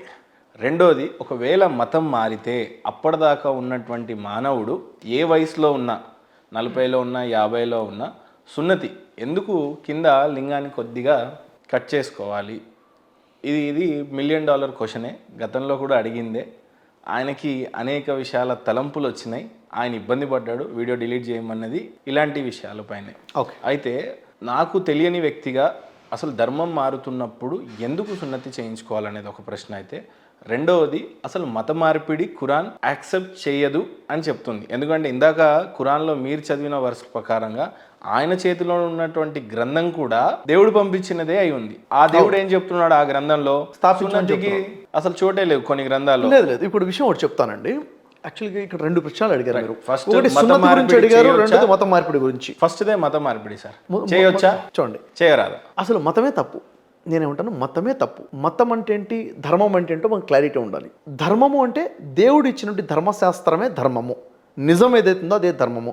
ఋషులు ఏదైతే బోధించారో, అంటే ప్రవక్తలు ఏదైతే బోధించారో అదే ధర్మము. ప్రవక్తల కాలం గతించిన తర్వాత అప్పుడున్నటువంటి గ్రంథ బోధకులు ఉంటారు కదా, అంటే వీళ్ళు ప్రవక్తలు కాదు, ఈ బోధకులు వారికి అనుగుణంగా ధర్మాన్ని మార్చేసుకున్నారు. ఇవన్నీ మతాలు. అంటే మతము అంటే ఏంటిది? ఒక మనిషి యొక్క మతి నుండి జనించినటువంటి అభిప్రాయము, తన ఆలోచన. ఉదాహరణ చూద్దాం. ఫర్ ఎగ్జాంపుల్, వేదాలు, ఉపనిషత్తులు, భగవద్గీత, ఇక్కడ ఇది ధర్మశాస్త్రాలు, ఇవి దీంట్లో ధర్మం ఉంది. దాన్ని బోధించుకుంటూ వచ్చింది ఏమిటి? ద్వైత సిద్ధాంతం ఒకటి వచ్చింది, అద్వైత సిద్ధాంతం ఒకటి వచ్చింది, విశిష్టాద్వైత సిద్ధాంతం ఒకటి వచ్చింది, అవునా లేదా? ఇంకా చెప్పాలంటే శైవులు వచ్చారు, వైష్ణవులు వచ్చారు, ఇలాగ చాలా వర్గాలు వచ్చాయి. ఇవన్నీ కూడా మతాలు అని చెప్పొచ్చు, అభిప్రాయాలు. ధర్మం ఎక్కడుంది? గ్రంథాల్లో ఉంది. ఈ మతాలు ఏంటిది? ఒకరంటే ఒకరికి పడదు. ఇది తప్పని వారంటారు, అది తప్పని వీరంటారు. కోల్డ్ వార్ నడుస్తూనే ఉంటుంది. ఇంకా బైబిల్ గురించి చూసుకున్నట్లయితే బైబిల్ ధర్మశాస్త్రం, బైబిల్లో ధర్మం ఉంది. ఈ బైబిల్లో ధర్మం ఉంది. ఈ బైబిల్ని బోధించుకుంటూ బోధకులు ఇచ్చినటువంటిది ఏంటంటే ప్రొటెస్టెంట్స్ అని కొంతమంది, క్యాథలిక్స్ అని కొంతమంది, లేకపోతే బాప్టిస్ట్ అని కొంతమంది, ఈ విధంగా ఇంకా చాలా గ్రూప్స్ వచ్చేసాయి. ఇవన్నీ కూడా ఏంటి? మతాలు, అభిప్రాయాలు. ఒకరంటే ఒకరికి పడదు, అందరు దీన్ని పట్టుకునే ఉంటారు, అందరి చేతిలో బైబిలే ఉంటుంది, కానీ డివైడ్ అయి ఉంటారు. ధర్మం ఒకటే ఉంటుంది. అలాగే మనం ఖురాన్ని చూసుకున్నట్లయితే ఖురాన్ ప్రకారంగా కూడా ఖురాన్లో ధర్మం ఉంది, ధర్మశాస్త్రం ఇది. ఈ ఖురాన్ని బోధించే వారిలో చూసుకున్నట్లయితే షియాలు ఉన్నారు, సున్నీలు ఉన్నారు. సున్నీల్లో కూడా చాలా రకాల వర్గాలు వచ్చేసాయి. హనఫీ అని, సలఫీ అని, హంబలి, షాఫీ అని రకరకాల వర్గాలు వచ్చేసాయి. ఇక్కడ జమాతులు కూడా వచ్చేసాయి. అయితే ఇక్కడ ఒక జమాత్ అంటే ఇంకో జమాత్కి పడదు, ఒక జమాత్ అంటే ఒక జమాత్ని తప్పు అంటారు, వీళ్ళు నరకం పోతారంటే వాళ్ళు నరకంలోకి వెళ్తారని చెప్పేసి ఒకళ్ళు రద్దు చేసుకుంటారు. అంటే ఈ ప్రాబ్లం ఎక్కడ ఉంది? ఇప్పుడు హిందూ సమాజంలో ఉంది, క్రైస్తవ సమాజంలో ఉంది, ముస్లిం సమాజంలో కూడా ఉంది. క్లియర్ ఇది. అయితే ఇవి మతాలు. ఈ మత మార్పిడులు ఈ తప్పు అసలు. యాక్చువల్గా ఒక హిందూ ఏం చేయాలి? తన దగ్గర ఉన్న చెప్పండి సార్. ఏవైతే ఈ మతాలు ఉన్నాయో, మత మార్పిడి తప్పు. మతం మార్చుకున్న వాడు కూడా తప్పు. ఖురాన్లో ఎక్కడ కూడా మత మార్పిడి చెయ్యండి అని ఒక వాక్యం కూడా లేదు. మరి కన్వర్టెడ్ రివోటెడ్ అయిన వాళ్ళ పరిస్థితి ఏంటి? ఇక్కడ ఖురాన్ ఏం చెప్తుందో చూద్దాం ఇప్పుడు మనం. ఖురాన్ ఏం చెప్తుంది? ఖురాన్ సార్ మత మార్పిడి చేయొచ్చా చేయరాదా? ఖురాన్ ఏం చెప్తుంది? మత మార్పిడి లేదు సార్. మత మార్పిడి ఖురాన్ చేయమని ఎక్కడ చెప్పట్లేదు అసలు. గతంలో నేను ఇంకో ఇంటర్వ్యూ సమీ గారిని అడిగినా కూడా ఆయన ఇదే చెప్తున్నాడు, ఏమని? మత మార్పిడి అనేది తప్పు, చేయకూడదు. మత మార్పిడి లేనే లేదు, మత మార్పిడి చేయకూడదు, మత మార్పిడి చేయమని ఖురాన్ ఎక్కడ చెప్పలేదు. మరి స్టేజెస్ మీద మీరు తొందరలో కయామత్కి గురవుతారు, నరకానికి పోతారు, స్వర్గం కావాలి అని అంటే అన్నని విశ్వసించండి, అంతిమ దినం సమీపంలో ఉంది అని చెప్పే యాక్చువల్గా చేయాల్సింది దావ పండితుల పరిస్థితి ఏంటి? అసలు యాక్చువల్గా చేయాల్సింది దావ పండితులంతా అబద్ధపు బోధకులు అని ముద్రేయొచ్చు. అందరూ కాదు, ఎవరైతే మత మార్పిడికి గురి చేస్తున్నారో వాళ్ళు. ఎవరైనా ఒకరు వారి వర్గం వైపు పిలుస్తున్నారంటే తప్పు. అంటే హిందువులుగా మారుమనడం కూడా తప్పే. ఎవరు కూడా ఒక వర్గం వైపు పిలుస్తున్నారు నేను చూడలేదు. చూడండి ఇక్కడ వర్గం అంటే మతమే కాకపోవచ్చు. హిందువులో నుంచి వైష్ణవులు వచ్చేసి శైవత్వం తప్పు, వైష్ణవమే తప్పు కరెక్ట్ అని బోధించుకున్న వర్గ విభేదమే కదా. తన వర్గం వైపుకు, తన మతం వైపు, వర్గం వేరు మతం వేరు కదా సార్. ఇప్పుడు మతంలో వర్గాలు ఉన్నాయి, మతంలో వర్గాలు ఉన్నాయి సార్. హిందుత్వంలో వర్గం ఉంది కానీ మతం లేదు. ఎందుకు చెప్పండి? శైలవులు ఎప్పుడు కూడా మా మతంలోకి రండి అని అన్నారు కదా. అల్టిమేట్గా మేము హిందువులమే, కానీ దేవుళ్ళని ఏ రకంగా కొలవాలి, ఏ రకమైనటువంటి పద్ధతులను అవలంబించాలి అనేదే గొడవ తప్పితే కానీ మీరు హిందూ మతంలోకి రండి అని ఏ హిందూ అన్నట్టు నేను చూడలేదు. కానీ మీరు క్రిస్టియన్లుగా మారండి అని బోధిస్తూ ఉంటుంది, మీరు ముస్లింగా మారండి అని బోధిస్తూ ఉన్నారు. ఈ మధ్యకాలంలో వీళ్ళందరూ కూడా హిందువులుగా మారుతున్నారు. అమెరికన్స్ హిందువులుగా మారుతున్నారు, రష్యన్స్ హిందువులుగా మారుతున్నారు, హిందూ దేవతను వాళ్ళు కూడా ఆరాధిస్తున్నారు అని చెప్పేసి వైరల్ అవుతున్నాయి. అంటే హిందూ ధర్మమే అసలు, హిందూ మతంలోకి వచ్చేయాలి అని చెప్పేసి. అంటే ఈ మధ్యన క్రైస్తవులని, ముస్లింలను చూసి హిందువులు కూడా నేర్చుకున్నారు కొంతమంది. వాళ్ళు మత మార్పిడి చేస్తున్నారు, మేము చేయొద్దని చెప్పి మేము కూడా చేయడం మొదలు పెట్టేశారు. యాక్చువల్గా ఇలా జరుగుతుంది, మనం చూసాను, మీకు కూడా తెలుసు, మీడియాలో ఉన్న వ్యక్తి మీకే ఎక్కువ తెలుసు ఉండాలి. యాక్చువల్గా ఖురాన్ ఏం చెప్తుందో చూద్దాం సార్. మత మార్పిడి చేయాలా, అసలు ఖురాన్ కోరుకుంటుంది ఏంటి? దాంట్లో ఖురాన్లో మీరు చూసినట్లయితే 7వ సూరా ఓపెన్ చేయండి, 35వ వాక్యంలో, పేజ్ నెంబర్ 204, 34వ ఆయత నుంచి ఉంది కదా అక్కడ. దీన్ని చదవమని చెప్తుంది 35వ ఆయత, అంటే 5వ లైన్. ఆదము సంతానమా, కనిపించిందా సార్? 204వ పేజీ, 7వ సూర ఆరాఫ్, 35వ వాక్యం. 35వ వాక్యం అంటే 34 తర్వాత 5వ వాక్యం. ఆదము సంతానమా. ఆదము సంతానం అంటే ఎవరు సార్? మనుషులందరూ. ఆదాము సంతానమా అంటే మానవులందరూ అని చెప్పేసి. మానవుడు సంతానం అంటే మనందరం కూడా ఆయన సంతానం కాబట్టి మానవులందరికీ చెప్పబడుతున్న వాక్యం ఇది. జ్ఞాపకం ఉంచుకోండి, ఒకవేళ మీ వద్దకు స్వయంగా మీలో నుండే నా ఆయతులను అంటే నా వాక్యాలను వినిపించే ప్రవక్తలు వచ్చినప్పుడు అవిధేయత నుండి తనను తాను కాపాడుకుంటూ తన వైఖరిని సంస్కరించుకునే వానికి భయం కానీ దుఃఖము కానీ కలిగే అవకాశము లేదు. అంటే ఇక్కడ ఏం చెప్పడం ఉంది? ఎవరైతే తమ వైఖరిని సంస్కరించుకుంటారో వారికి భయం లేదు, దుఃఖం లేదు. ఎవరైతే మతం మార్చుకుంటారో వారికి భయం లేదు, దుఃఖం లేదని ఉందా? సంస్కరించుకో అని చెప్తుందా? మిమ్మల్ని మీరు సంస్కరించుకుంటే మీకు భయము లేదు. సరిదిద్దుకోండి, సంస్కరించుకోండి. ఏం సంస్కరించుకోవాలి? మనిషిలో 2 విషయాలు ఉంటాయి. ఒకటి రెస్పాన్సిబుల్ మైండ్ సెట్, ఒకటి irresponsible mind set. Responsible mind set అంటే ఏంటిది? నేను చేసే ప్రతి పని కూడాను జవాబుదారీగా ఉన్నాను. అంటే నేను మంచి చేస్తే నేను మంచిని యాక్సెప్ట్ చేయాలి, చెడును దూరం చేయాలి. ఎందుకు? నేను చేసే ప్రతి కర్మకి ప్రతిఫలం ఉంది, కర్మఫలం ఉంది. కర్మఫలం ఇచ్చేది ఎవరు? పైన ఉన్న పరమేశ్వరుడు ఉన్నాడు, ఆయన చూస్తున్నాడు, ఆయన కర్మఫలాన్ని ఇస్తాడు. కాబట్టి నా జీవితానికి నేను అకౌంటబుల్గా ఉన్నానని బాధ్యతాయుతంగా ఉండాలి. సో మానవత్వంగా ఉండాలి, నీతిగా ఉండాలి. ఇర్రెస్పాన్సిబిలిటీ ఏంటి? ఎలా ఉంటుంది అంటే నీలో నువ్వు సంస్కరించుకోమని ఉంది కానీ మతం మారమని లేదు. మతం మారమని అయితే యావత్ ఖురాన్లో ఎక్కడ లేదా సార్? లేదు, పూర్తి ఖురాన్లో ఎక్కడ కూడా మతం మారమని లేదు. దావ మైదానంలో దావ పండితుల పరిస్థితి ఏంటి? సంస్కరించుకోవాలి సార్. ఇక్కడ విషయం ఏంటంటే, ఒక వ్యక్తి, ఇప్పుడు ఉదాహరణ ఎగ్జాంపుల్ చెప్తాను. ఒక వ్యక్తి ఉన్నాడు, ఆయన పేరు వెంకట్రావు ఆయన ఒక గజ దొంగ అనుకుందాం, దొంగతనాలు చేస్తుంటాడు. ఆ వెంకట్రావుని కొంతమంది క్రైస్తవులు కలిసేసి మాట్లాడి మా మతంలోకి వచ్చేసాయి అని చెప్పారు. ఆయన వెంకట్రావు కాస్త క్రైస్తవుడిగా మారిపోయాడు. ఏంటి? జాన్ పాల్ అయిపోయాడు. పేరు కూడా పెట్టేశారు మీరు, జాన్ పాల్ అయిపోయాడు. అంటే మతం మారిపోయాడు, పేరు కూడా మారిపోయింది. ఇప్పుడు ఊరు కూడా మారిపోవాలి. ఊరే ఉంది, గుడికి వెళ్ళామని చర్చికి వెళ్ళడం మొదలు పెట్టేశాడు. కానీ ఒకటి మారలేదు, ఏం మారలేదు అది? బుద్ధి మార ఆ బుద్ధి మారకుండా ఆ దొంగ వెంకట్రావు కాస్త దొంగ జాన్ పాల్గా ఉన్నాడు ఇప్పుడు. సమీకరణాలు సమకూర్చుకోలేదు లోపల. అయితే కొంతకాలానికి ఆ జాన్ పాల్ దగ్గరికి ముస్లిం వెళ్ళాడు అనుకున్నాం. ముస్లిం వెళ్ళేసి ఆయనకు అది చెప్పి అట్లా కాదు ఇట్లా కాదని చెప్పేసి ఆయన ముస్లింగా మార్చేశాడు. ఇప్పుడు ఆయన పేరు అబ్దుల్లా అయిపోయింది ఇక్కడికి వచ్చేసరికి. బ్రదర్ సిరాజ్ అయిపోయింది. అలా కాదులేండి, అబ్దుల్లా అదే ఆయన పేరు ఇంతకు ముందు శివరామరాజు ఉండే, అబ్దుల్లా బ్రదర్ సిరాజ్ అయిపోయింది. ఏదో పేరు పెట్టుకున్నారు అనుకో. యాదగిరి అయిపోయింది, అయితే మల్లేష్ కూడా అయిపోయింది. ఒక వ్యక్తి గురించి మనం ప్రస్తావించడం కరెక్ట్ కాదు అలా. అయితే నేను ఒక ఉదాహరణ చెప్తున్నాను. అంటే ఆ జాన్ పాల్ అనే వ్యక్తి ఒక ముస్లింగా మారాడు, కానీ అతను బుద్ధి మారకపోతే, అతను దొంగ అబ్దుల్లాగానే ఉంటే ఏం లాభం చెప్పండి? పేరు మారినంత మాత్రాన మత మార్పిడి వల్ల కాదు, మనిషి సంస్కరణ జరగాలి.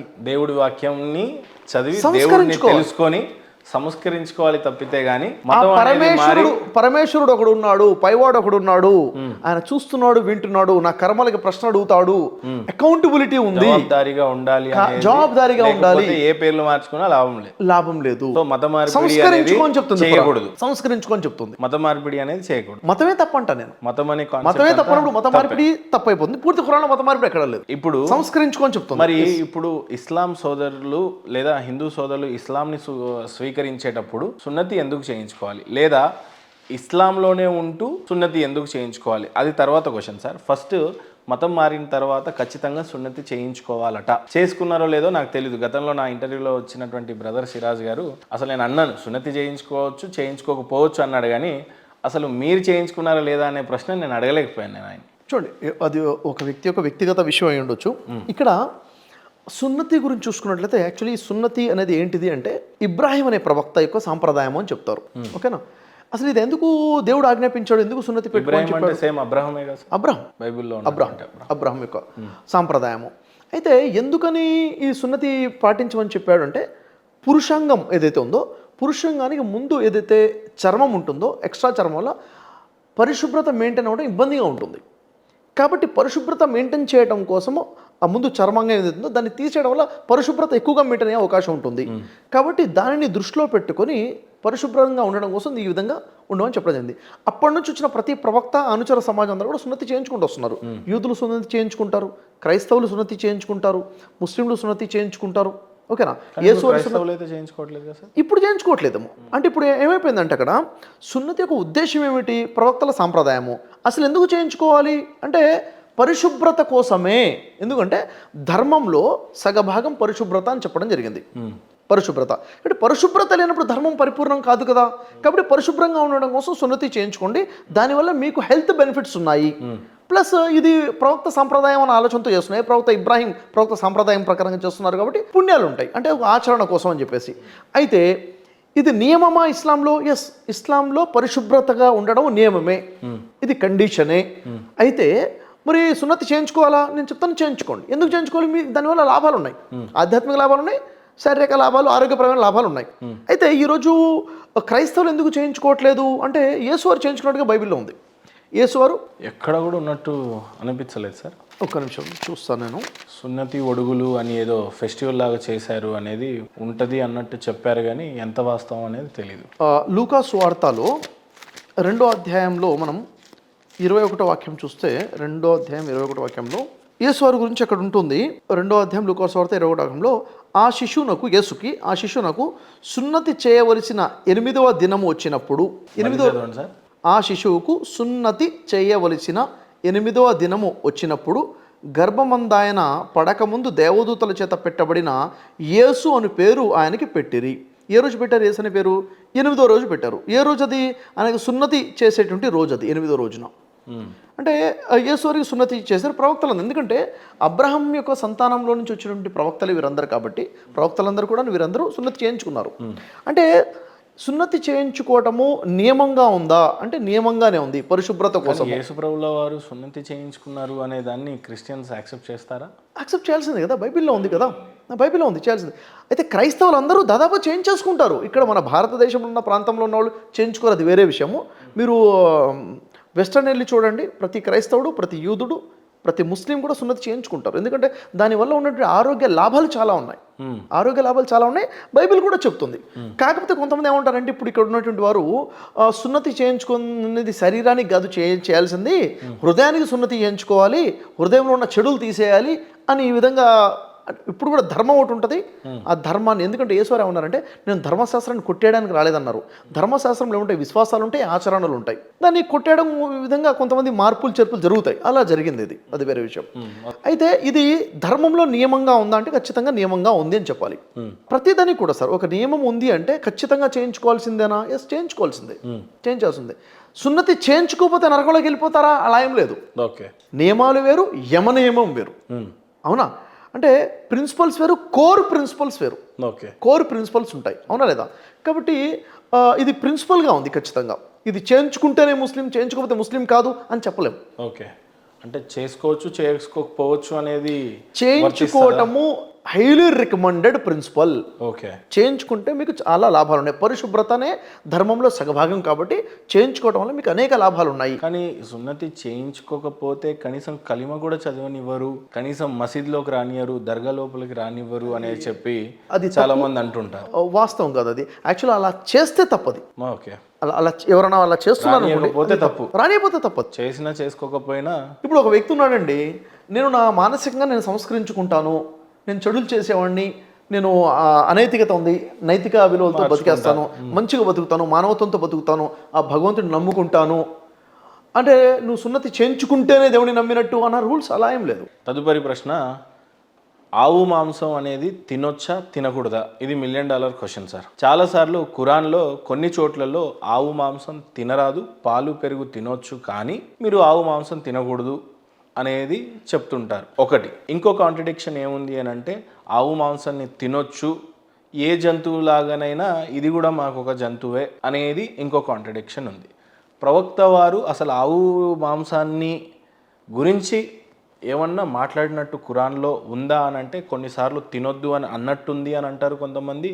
అసలు ఆ ప్రస్తావన ఎక్కడ లేదు, అన్ని యానిమల్స్ లాగా ఇది కూడా మాకు అన్నట్టు అనే పరిస్థితి కనపడతా ఉంది. సో ఆవు మాంసం తింటారా తినరా? చూడండి, యాక్చువల్లీ అయితే వ్యక్తిగతంగా బ్రదర్ షఫీ ఎప్పుడైనా ఆవు మాంసం తిన్నాడా తినలేదా? యాక్చువల్లీ ఇక్కడ విషయం రెండు ఉన్నాయి సార్. ఆవు మాంసం తినొచ్చా తినకూడదా అన్నది ఒకటి, మీరు తిన్నారా తినలేదా అన్నది ఒకటి. నేను తిన్నానంటే అనేక సార్లు తిన్నాను, దాంట్లో కాంట్రడిక్షన్ ఏం లేదు. ఎందుకంటే మన గోమాంసం తిన్నారా? గోమాంసం అనేక సార్లు తిన్నాను.